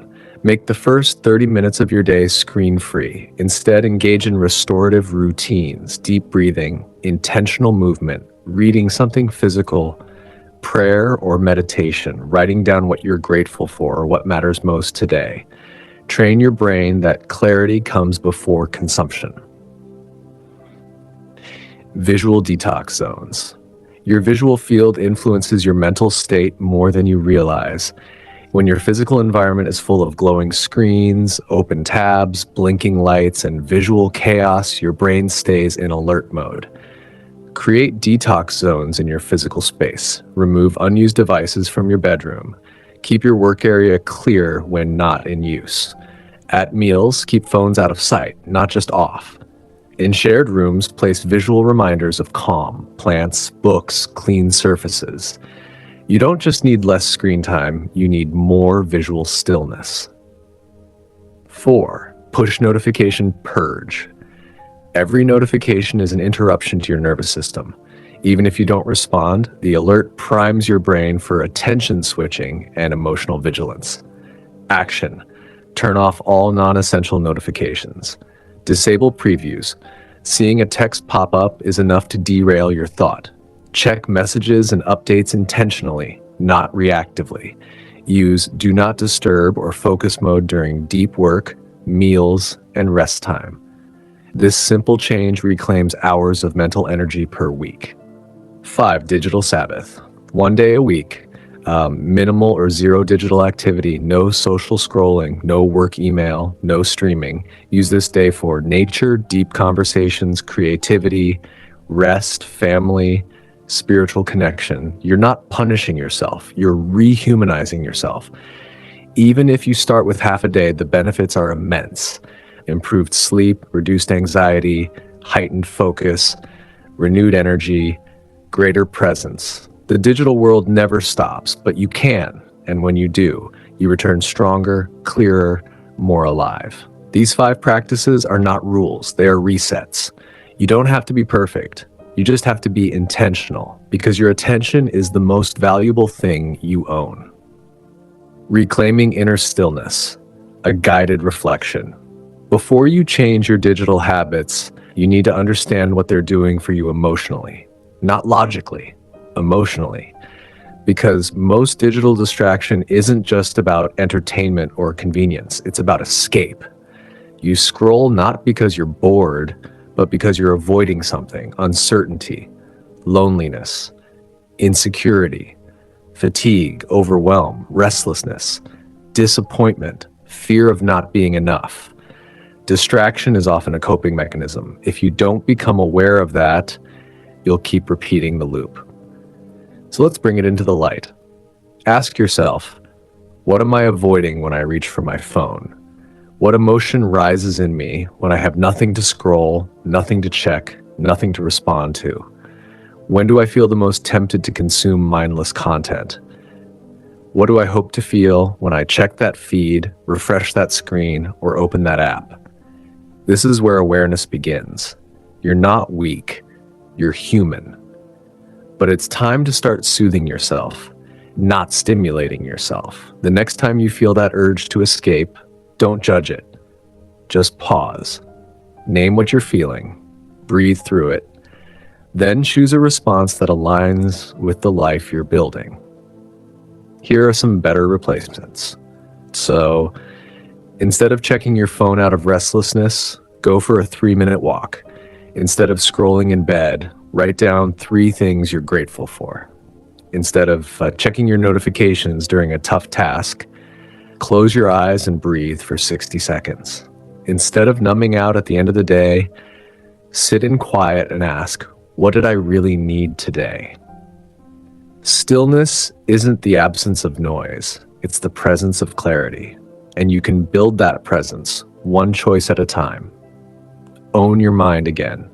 You don't need to unplug forever. You don't need to run from technology, but you do need to reclaim ownership of your attention, because your mind is not a platform.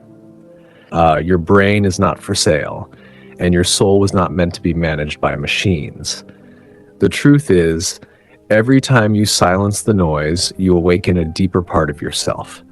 The part that remembers what matters, the part that can hold one thought all the way through, the part that doesn't flinch when things get quiet, the part that creates, connects, feels, breathes, leads, loves, and listens with full presence.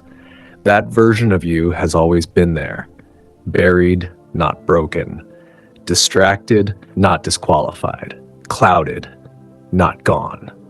But now, you're clearing the fog. You're no longer a product of the algorithm. You're not living on the edge of reaction. You're not operating in survival mode anymore. You're becoming deeply focused, deeply present, deeply alive.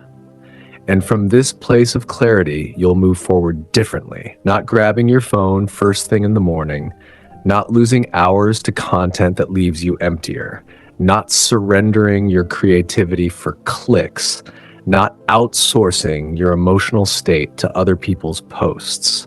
You'll choose silence when you need it. You'll guard your energy without apology.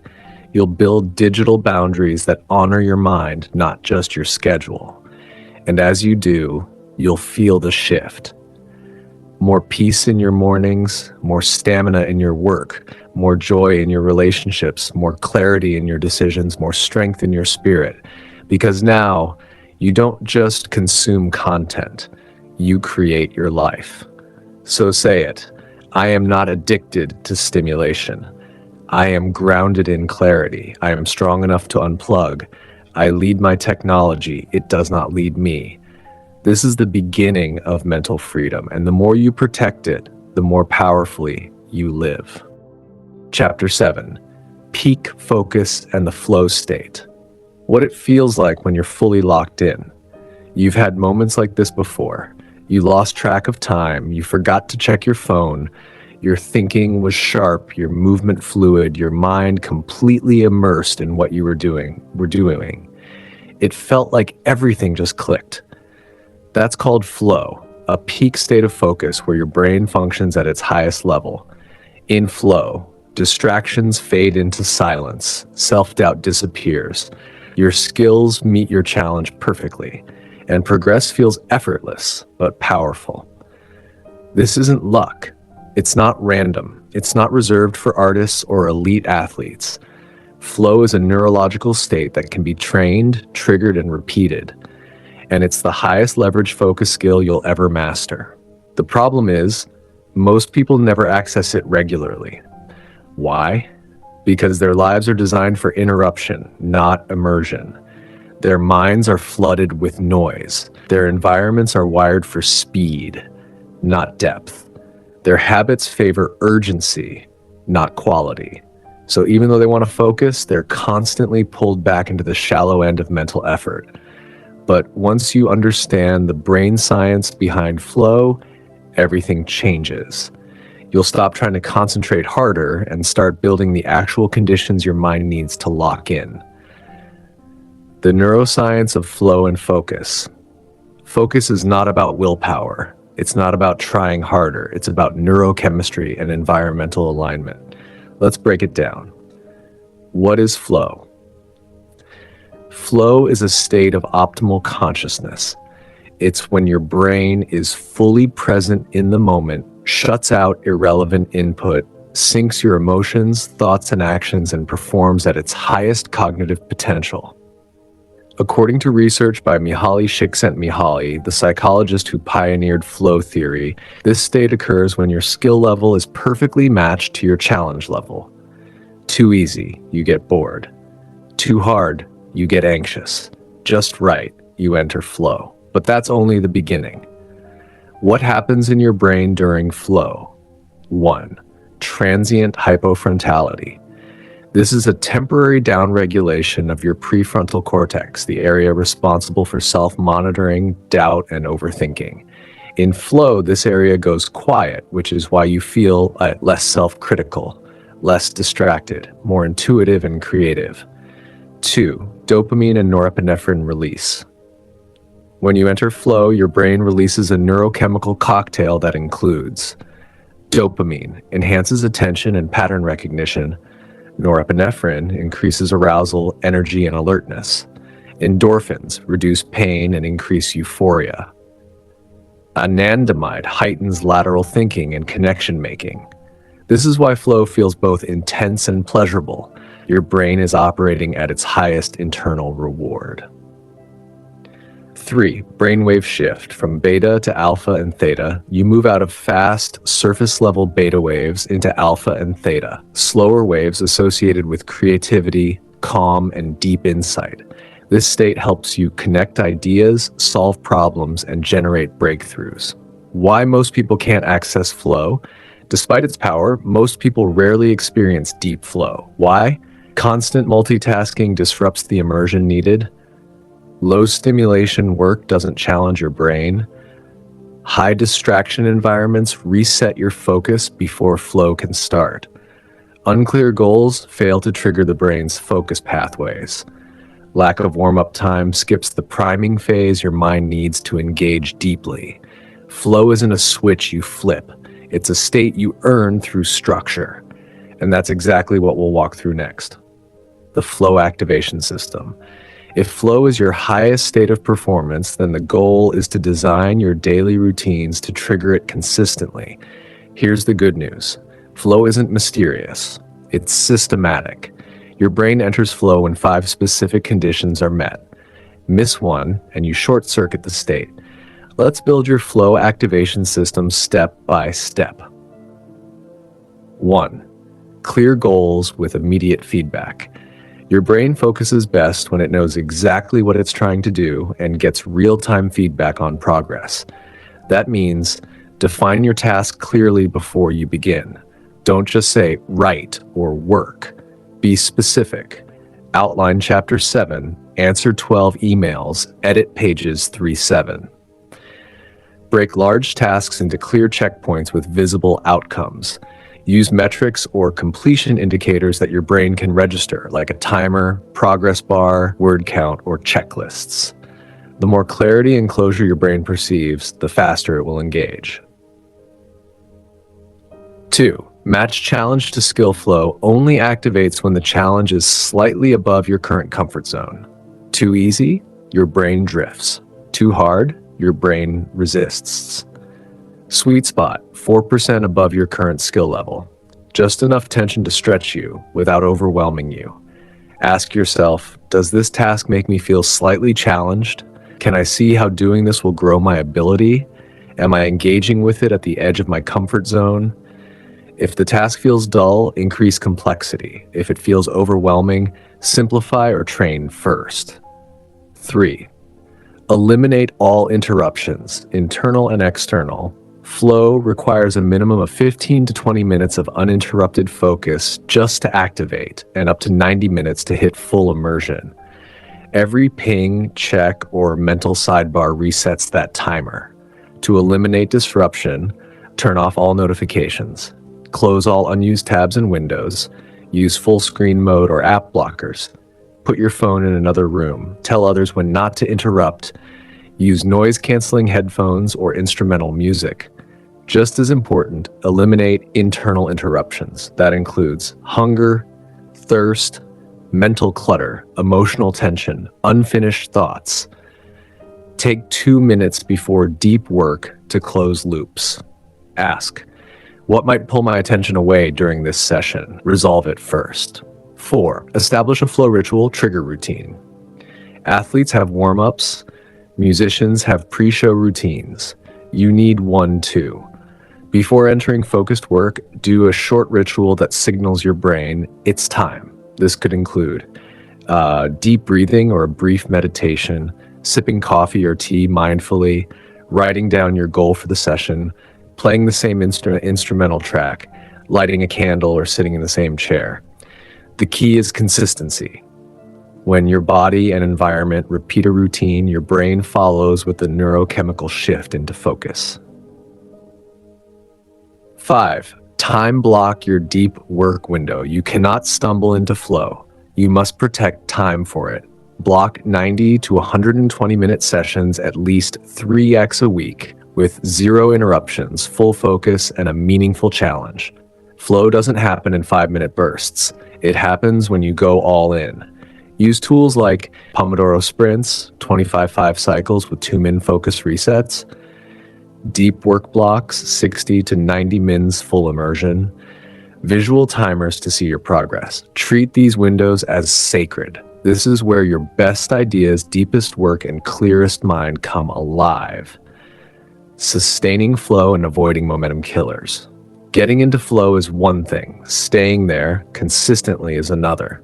Peak focus is not just a momentary burst. It's a trainable rhythm. Let's explore how to build that rhythm and, more importantly, how to protect it. 1. Learn to ride the focus wave.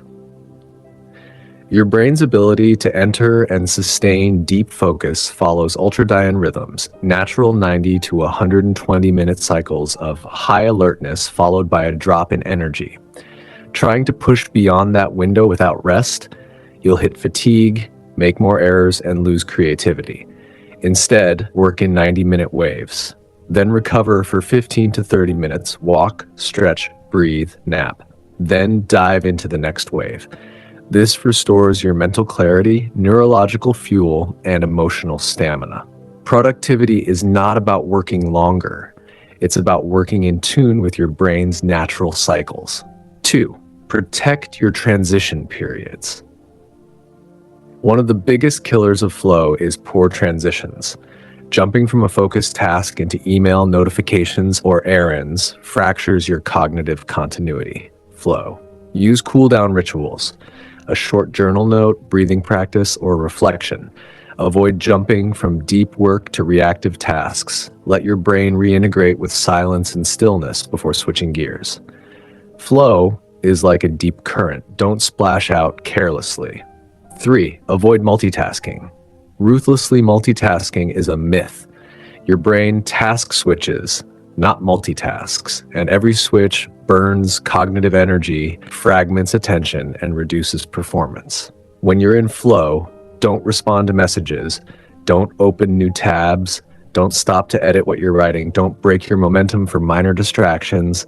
Let the flow carry you forward. Polish later. Your most brilliant work will come when you stay submerged. 4. Refuel for focus. Sleep, nutrition, and movement. Peak focus is not just mental, it's biological. Flow depends on deep sleep, especially REM cycles for cognitive repair, stable blood sugar, complex carbs, healthy fats, hydration, physical movement to regulate dopamine and oxygenate the brain. Burnout, brain fog, and sluggish thinking are often the result of ignored physical needs. To sharpen your focus, honor your body. Sleep 7 to 9 hours with a consistent schedule. Eat whole, slow-digesting foods, especially before focus sessions. Move regularly. Walk, stretch, lift, breathe. Even 10 minutes can reset your brain. 5. Don't chase flow. Create the conditions. Here's a final mindset shift. Flow is not magic. It's not elusive. It's not reserved for rare days when everything aligns. Flow is what happens when you consistently create clear, meaningful goals, match challenge with skill, eliminate distractions, prime your brain, honor your rhythms, refuel with intention. When you stop waiting for the perfect mood and start building the perfect conditions, focus becomes a default, not a dream. Locking in your flow identity. This isn't just theory anymore. You've seen what your mind is capable of when fully present. You've learned how to protect your attention, align your biology, and build the conditions for your best work on demand. So now ask yourself, where have I been wasting my sharpest mental hours? What shallow distractions have kept me from my best focus? What does it feel like to be fully immersed, and how can I live there more often? Because the truth is, you were made for depth, not endless tabs, not shallow scrolling, not racing through tasks without meaning or satisfaction. You were designed for flow, for presence, for moments of powerful clarity that move your life forward with intention. You are not a passive reactor anymore. You are a focused creator. So decide, I no longer wait for focus to find me. I build it. I train for it. I show up with discipline, and I leave with results. Let that be your new rhythm, not random, not rushed, not distracted, but deliberate, intentional, fully engaged. From this day forward, you don't chase flow, you live in it. Chapter 8. Emotional control and mental resilience. When your emotions hijack your focus. It doesn't matter how focused you want to be. If your emotions are out of control, your mind will follow. Think about this. You start the day with a plan, but one passive-aggressive message ruins your concentration for hours. You try to work, but a wave of anxiety clouds your clarity. You want to focus, but your mind is busy replaying what someone said, worrying about what might happen, or regretting what already did. That's emotional hijacking. It destroys more focus than any phone ever could. Because it doesn't come from outside, it comes from within, and it feels just as real. Unmanaged emotions create mental fog, overreactions, energy crashes, poor decisions, impulsive communication, difficulty prioritizing, physical tension. You can have all the systems, lists, and intentions and still find yourself paralyzed by something that happened 5 minutes ago or 5 years ago. This chapter is about reclaiming the driver's seat, not by pretending emotions don't exist, not by bottling up feelings, but by building inner tools to process emotions without losing control. You can stay calm, you can stay clear, you can stay in charge, even in emotionally intense moments. But first, understand what's happening inside your brain, the neuroscience of emotional hijacking. When overwhelmed or reactive, it's not weakness, it's neurobiology. 2 key brain regions, the amygdala, your emotional alarm system, the prefrontal cortex, your logic and self-regulation center. Here's how they interact. A stressful event lights up the amygdala instantly. It detects threats, triggering survival responses.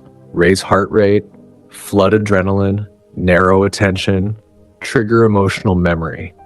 Useful in real threats, but in modern social stress, it often causes false alarms. When the amygdala is highly activated, it disrupts the prefrontal cortex, the part responsible for rational thinking, long-term decisions, emotional regulation, perspective, focus, and planning.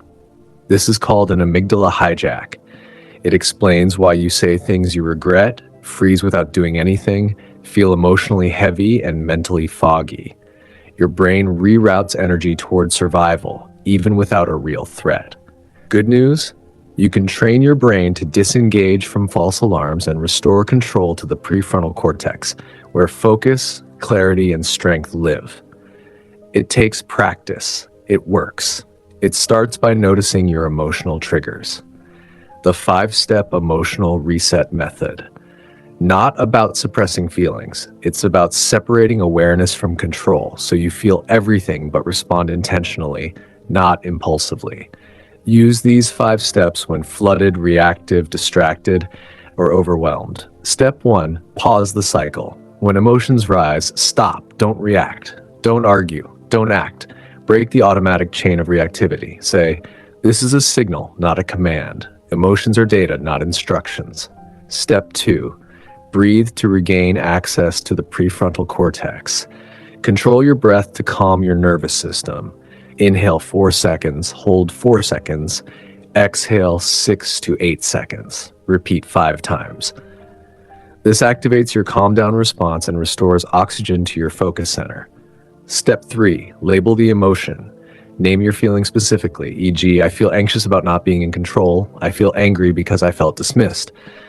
Naming tames the emotion and activates logical brain areas. Step 4, ask a grounding question.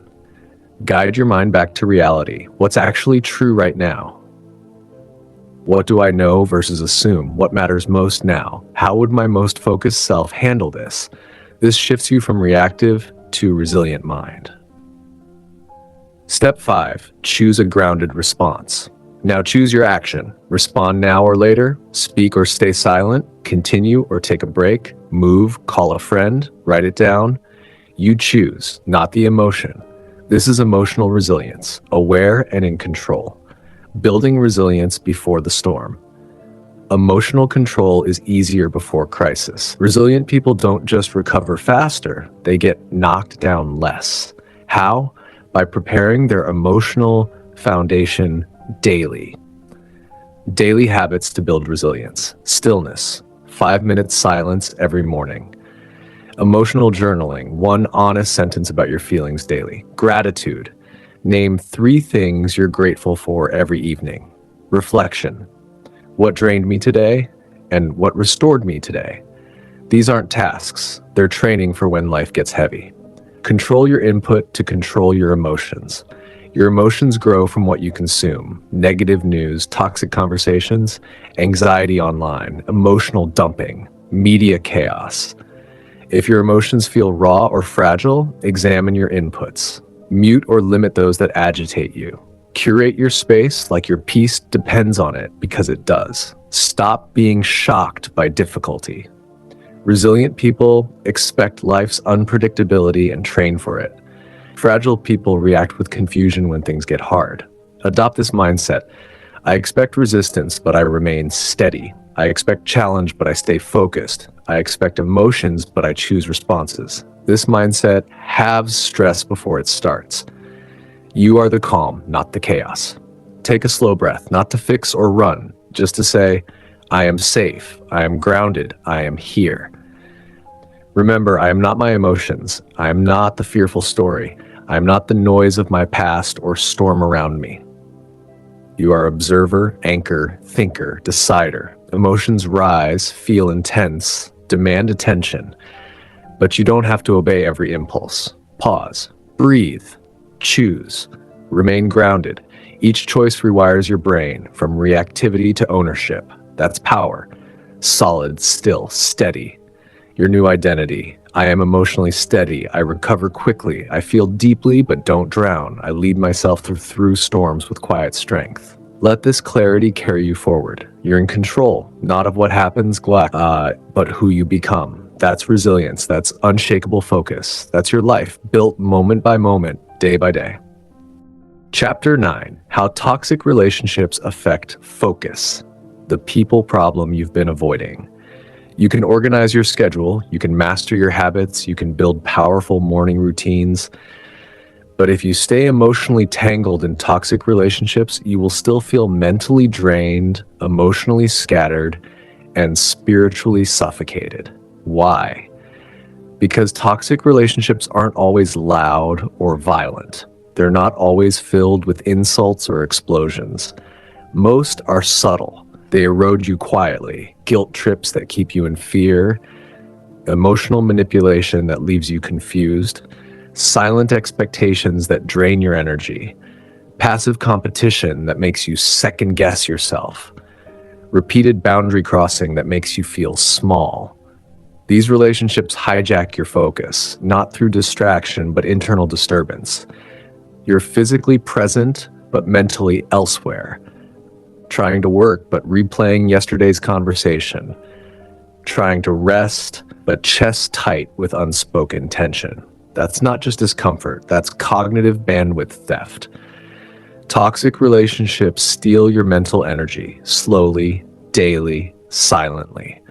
Unless you confront it, name it, and shift it, you will stay stuck in exhaustion cycles no productivity hack can fix. This chapter is about setting yourself free, not by harshness, not by coldness, but by clarity, strength, and commitment to your own peace, because your focus depends on it. The psychology of relational toxicity and its impact on the brain. Toxic relationships aren't just stressful, They neurologically destabilize you. They don't just hurt your heart, they distort your thinking, disrupt focus, and keep your brain in emotional hypervigilance. Let's break it down. 1. Constant activation of your stress response. In toxic relationships, romantic, professional, or family, your nervous system shifts into chronic fight or flight. Your amygdala becomes hyperactive, scanning for threats. Will they be upset today? Did I say the wrong thing? Are they punishing me with silence? What mood are they in now? This guessing game causes mental fatigue. You're calculating safety, tone, words, even your worth. It drains the cognitive energy your brain needs for problem solving, task management, goal prioritizing, calm focus. It's like running 20 background apps on your phone. Everything lags. 2. Emotional manipulation damages self-trust.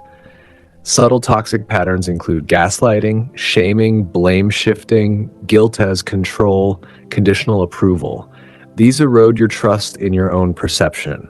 You start asking, am I overreacting? Maybe I'm the problem. What if I'm too sensitive? Chronic confusion weakens clarity.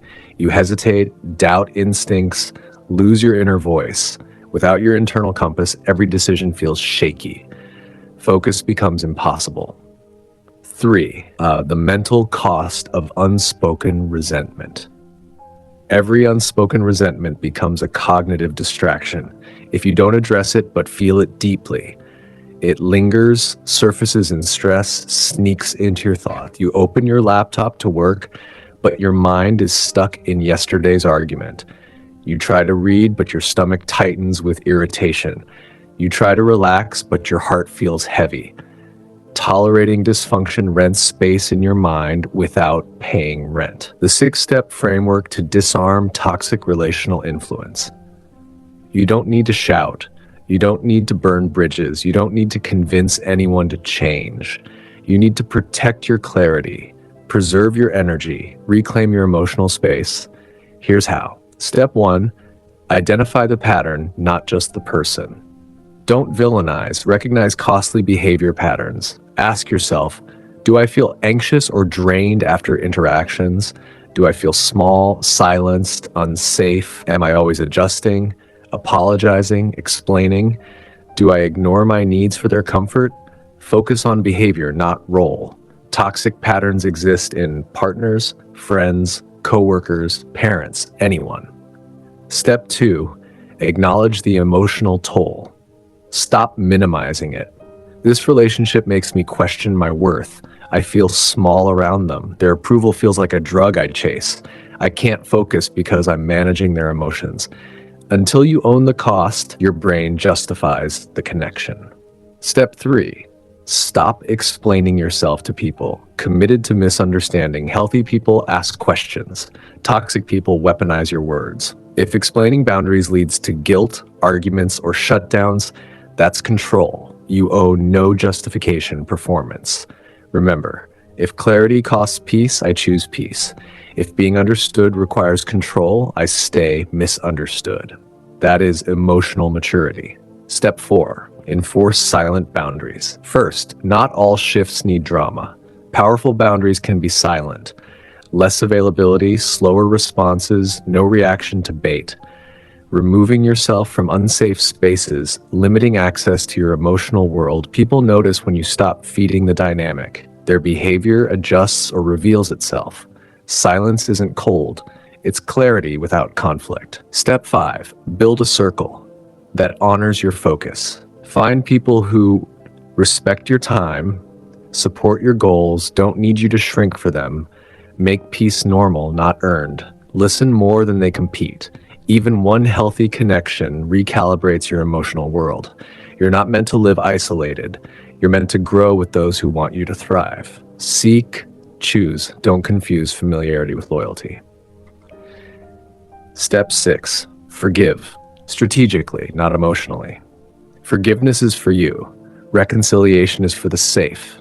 You can let go of resentment without reopening access. Wish someone well and keep your distance. Forgiveness doesn't mean tolerating dysfunction. It means releasing weight so you can focus again. Let go. Let them go. Let yourself rise, reclaiming your emotional space. Take a deep breath, not to fix, but to return to yourself. Say aloud, I do not owe my focus to emotional chaos. I do not owe my energy to guilt. I do not owe my clarity to those who benefit from my confusion.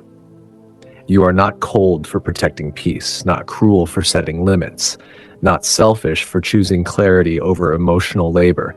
You are allowed to be unavailable to dysfunction, allowed to be distant from pressure, allowed to be quiet when noise demands a response. This is discipline, not detachment.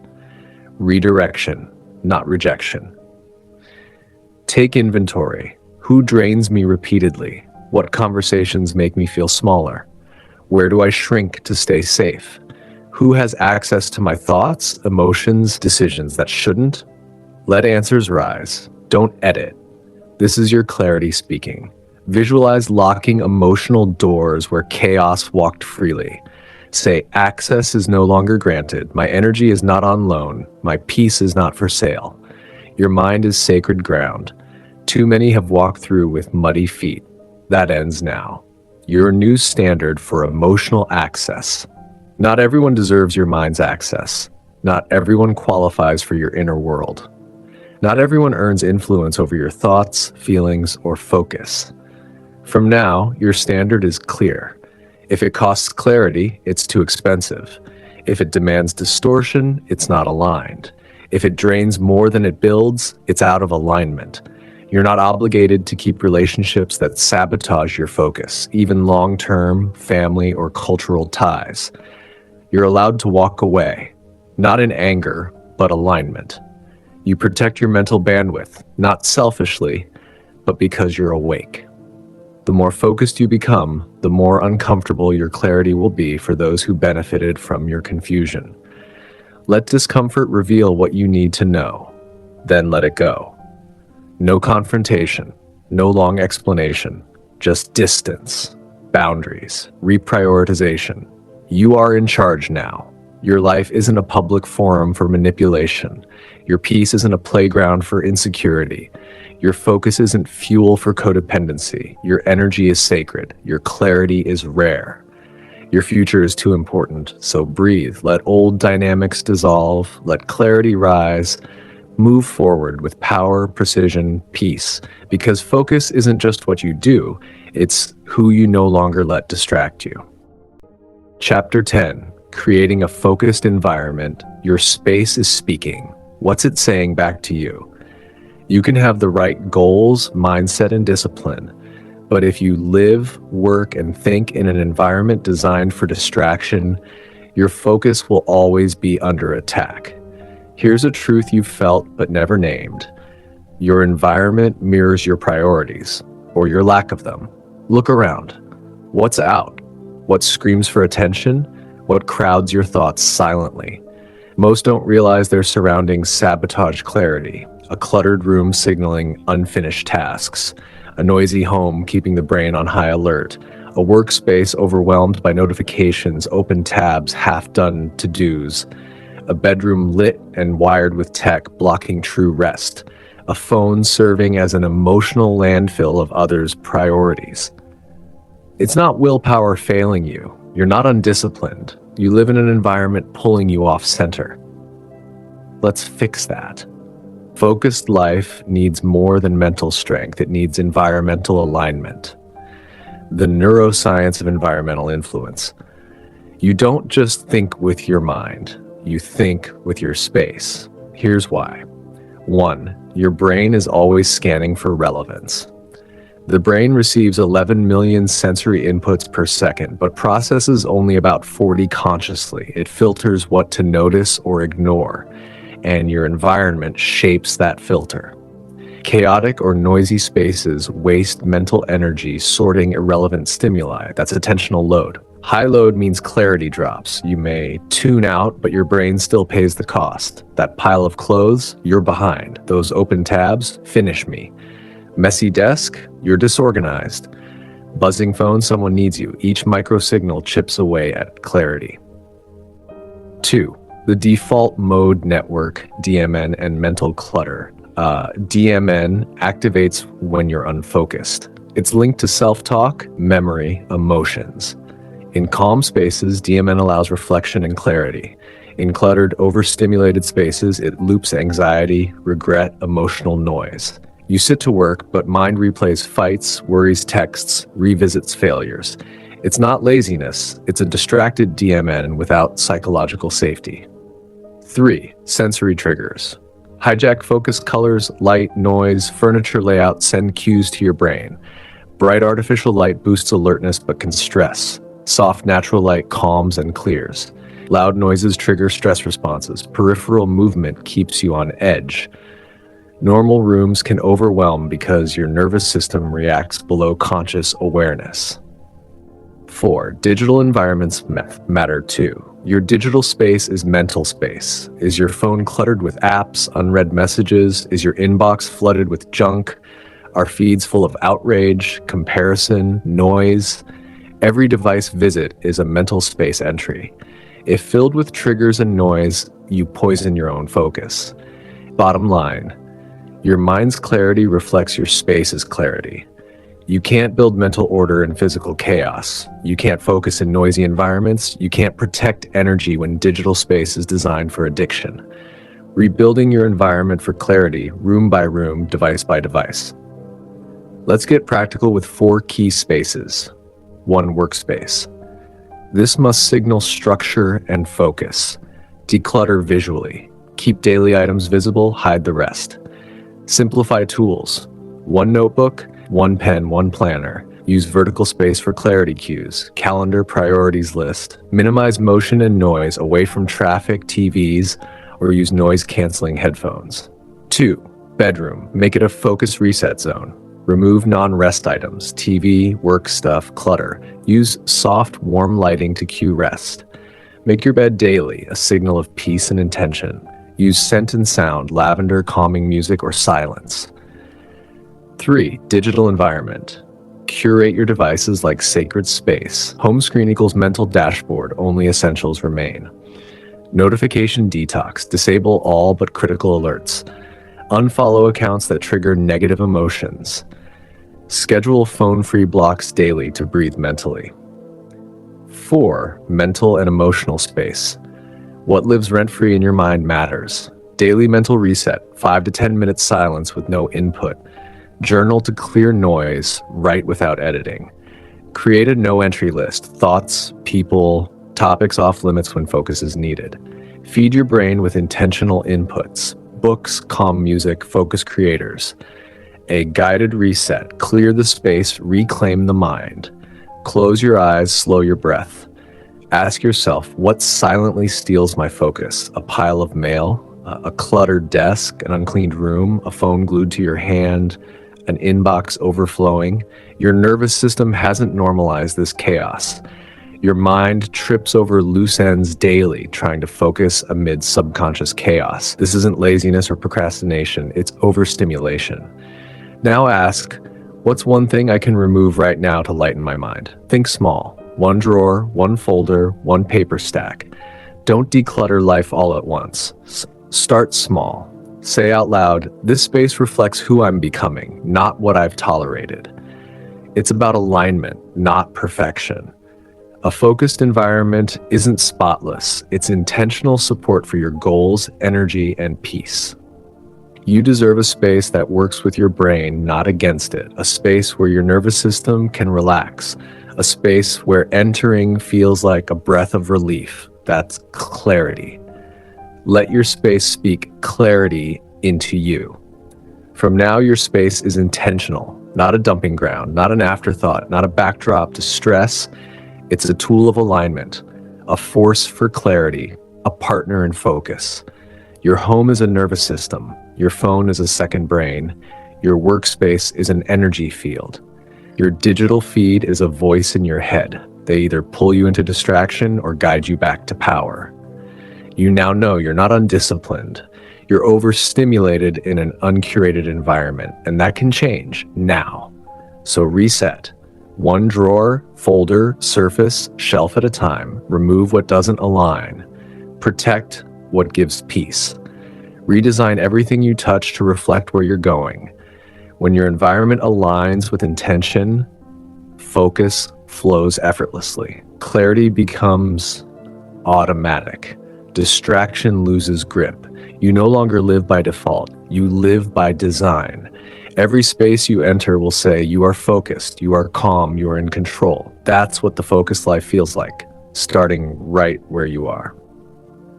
Chapter 11, Designing Your Life Around Purpose. Why so many lives feel out of focus, even when busy. You can be productive and feel lost, successful and scattered, busy every hour and wonder, what did I really do today that mattered? This is the modern ache, movement without meaning. You wake up, rush, respond, check boxes, then collapse exhausted, but not satisfied, not aligned, not at peace. Why? Motion is not meaning. Without purpose, your calendar is a list of duties, not a reflection of who you are becoming. You lose direction. Forget what you build. Fall into survival mode, not intentional living. Focus suffers deeply.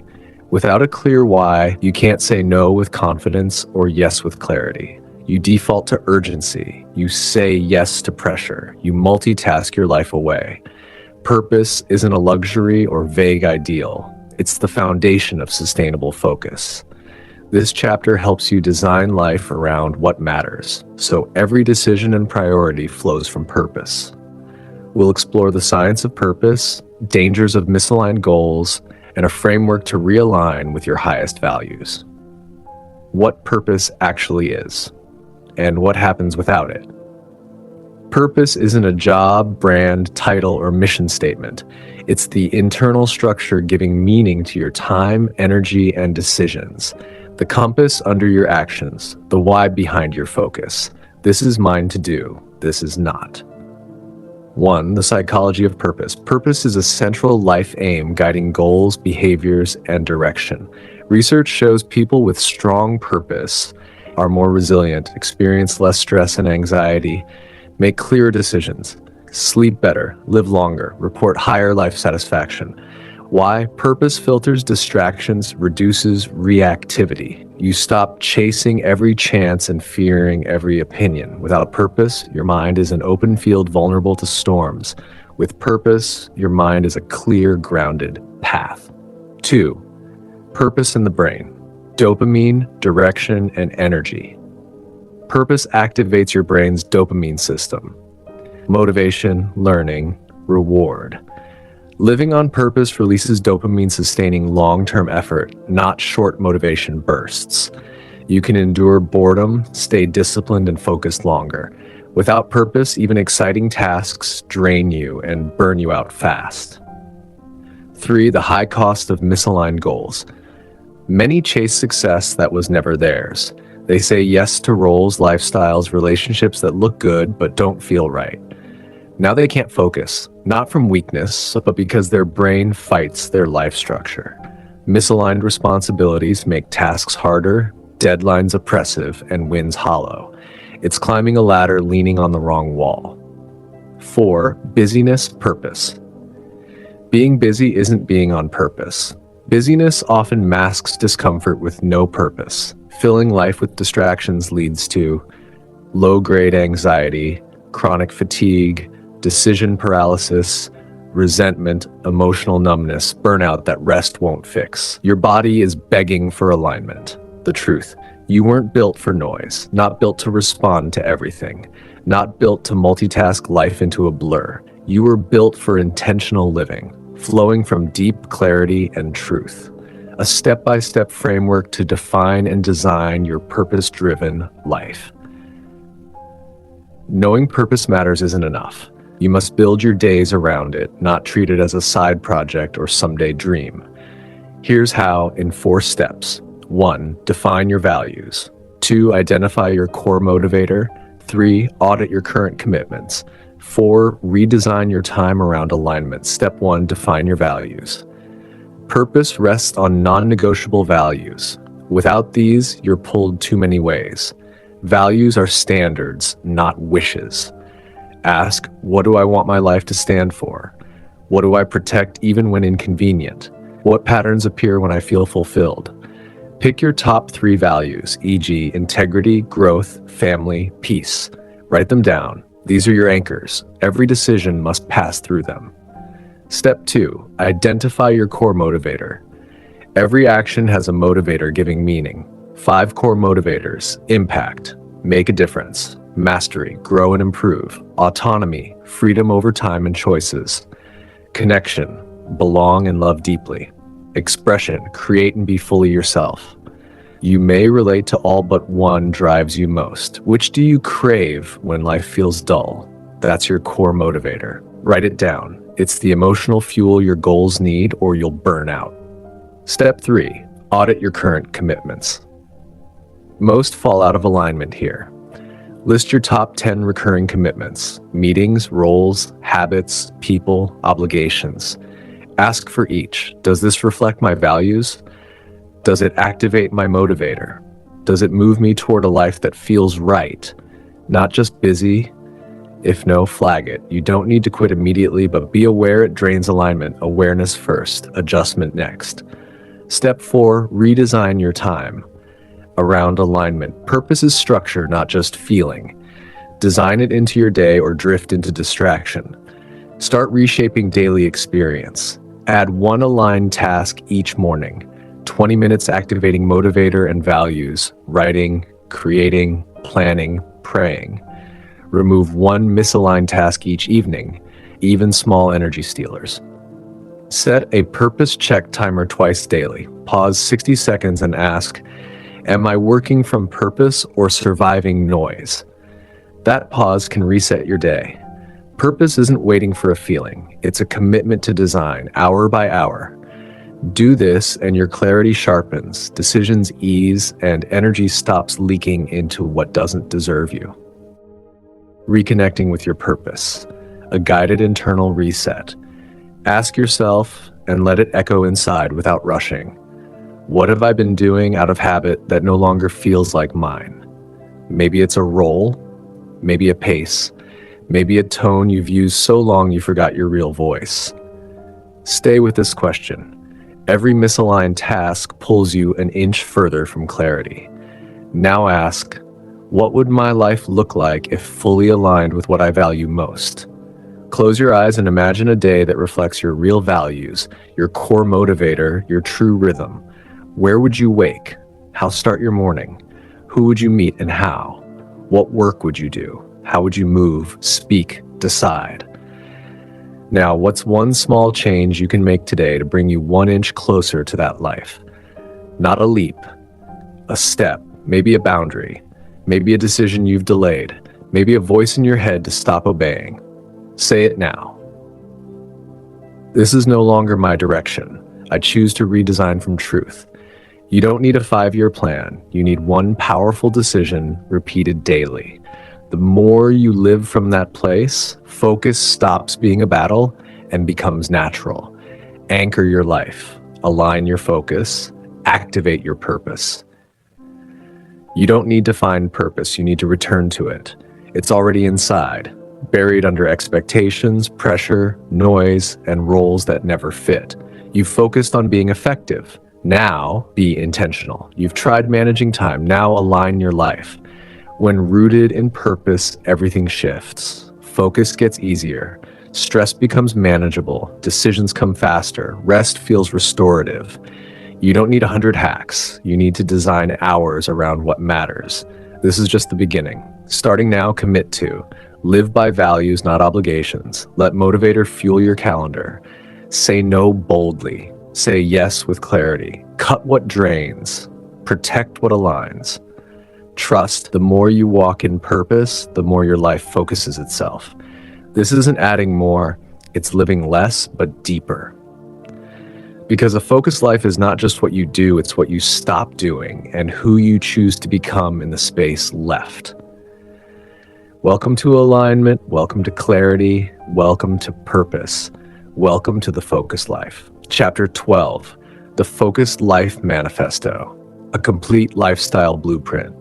This is not a conclusion. It's your new framework. A focused life is structure, a choice, a rhythm, a daily practice built on truth, not trend. You can't go back to the life you had before this book. You've unlearned clarity-stealing habits, restructured how you think about energy, time, attention, and purpose, reconnected with values, started designing life around what matters. You're awake inside your schedule, but transformation fades without structure. Without a lifestyle blueprint, you default to distraction, not weakness, but because the world is built to scatter you. Holding on to growth means building a lifestyle, protecting your focus. This chapter gives you that. By the end, you'll have a simple, powerful framework to live the focused life. Every day, season, chapter. The 7 pillars of a focused life. These are the anchors holding everything together. Not 50 rules, just 7 pillars. Practiced consistently. Each protects your mind, aligns time, elevates decisions. Pillar 1. Morning ownership. Your first 90 minutes set your mind's tone. No phone first 30 minutes. Begin with silence, prayer, or focus routine. Move your body 10 minutes. Set one clear intention. Today I choose to protect my clarity by own your life by owning your morning. Pillar 2, cognitive clarity. You need mental margin to focus. Do a brain dump nightly. Empty lingering thoughts. Work in focused 45 to 90-minute intervals, then deep rest. Eliminate draining decisions. Systematize meals, clothes, sleep. Clarity isn't thinking less. It's thinking clean. Pillar 3, digital discipline. Master devices or they master you. Schedule notification checks. No real-time reactions. Turn off non-essential alerts. Keep phone out of sight during deep work. Do a 24-hour digital reset weekly. Technology should serve goals, not sabotage brain. Pillar 4, purpose-based planning. Design your week from purpose, not pressure. Weekly review your values. Preview upcoming week. Pick 1 to 3 aligned priorities. Schedule blocks for those first. Delete or delegate what doesn't fit. Intentional, not rigid. Pillar 5, emotional regulation. Emotions are data, not distractions. Daily pause. What am I feeling and what triggered it? Name emotions clearly. Overwhelmed, anxious, tired. Practice detachment. Feel fully, respond wisely. Journal 5 minutes nightly. Most emotional moment today? Calm inside, clarity outside. Pillar 6, boundaried relationships. People shape focus deeply. Audit your closest 5. Do they help or hinder? Set availability boundaries. Respond 12 to 2 p.m. offline Sundays. Don't give emotional access to untrusted. Say no with grace and finality. Boundaries protect energy. Pillar 7, rhythmic renewal. You're not a machine. Renewal is fuel, not luxury. Build in daily stillness, silence, reflection, prayer, weekly rest, pause from doing. Monthly reset, review goals, fix misalignments. Quarterly unplug, 24 to 72 hours fully offline. Cycles of deep work and deep rest sustain focus. These pillars aren't theory. Live them. Focus becomes natural. Neglect, life returns to noise. How to live the focused life in every season. 7 pillars are timeless, but adapt with life stage. Season 1, overwhelmed and burned out. Feel behind, depleted, scattered. Focus on survival and restoration. Shrink commitments. Say no to non-essentials. Prioritize morning ownership and rhythmic renewal. Do 7-day digital fast, even evenings. Release guilt. Track tiny wins. 1 aligned decision daily. Goal, rebuild, clarity, and capacity. Season 2, rebuilding and realigning. No longer drowning, not thriving. Build structure, energy flow, boundaries.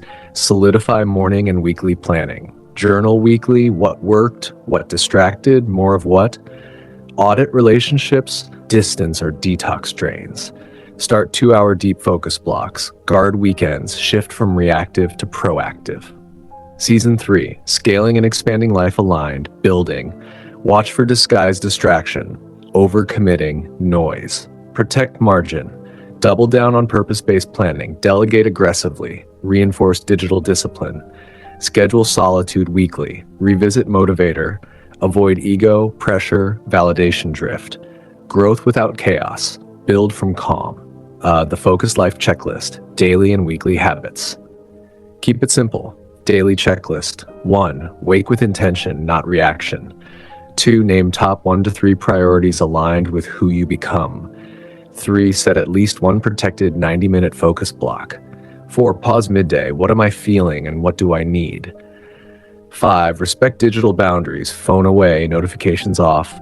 6, reflect before bed. 1 win, 1 lesson, 1 gratitude. Weekly checklist. 1, review values. Lived aligned or distracted. 2, revisit motivator. Why does clarity matter? 3, audit calendar. Reflects priorities or others. 4, schedule protected blocks. Work, rest, reset, solitude. 5, do digital detox hour. 6, eliminate one misaligned task, habit, or app. 7, celebrate alignment. Acknowledge wins. Keep checklist visible. Review often. When life gets loud, clarity is checklist away. The Focused Life Manifesto, your declaration, not a quote to memorize, a lifestyle to commit. Say it, write it, return to it. I choose clarity over chaos. I choose intention over reaction. I will not give my mind to everything wanting it. I will not let the world steal my presence. I am not here to be everything to everyone. I am here to become the most aligned, alive, focused self. I own my morning. I protect my time. I regulate emotions. I surround myself with soul-sharpening people. I disconnect to reconnect. I rest as rhythm, not reward. I don't chase more. I commit to what matters. I do not fear missing out because I know why I'm here. My life is not random. It is designed, it is clear, it is focused, and I will live it that way. This is the life you crave. Not faster, not louder, not busier, but simpler, clearer, wiser, more rooted, more alive. You're not behind, you're becoming. The focused life isn't a place you visit. It's a place you build daily. So go build it. If this audiobook stirred something in you, if you feel lighter, clearer, and more in control after listening, then the focused life is now yours to live, not just to hear. But don't keep this breakthrough to yourself. Subscribe to your Drive audiobook so you never miss life-changing content like this. Like this video if this audiobook helped you reclaim your mental clarity. Drop a comment below. What chapter or lesson hit you the hardest? I'd love to know. Share this audiobook with someone who's drowning in distraction and needs this transformation too. Remember, the world won't give you clarity. You have to choose it. You have to protect it. And every time you show up here, you're doing just that. This is your drive, your journey. Your focused life starts now.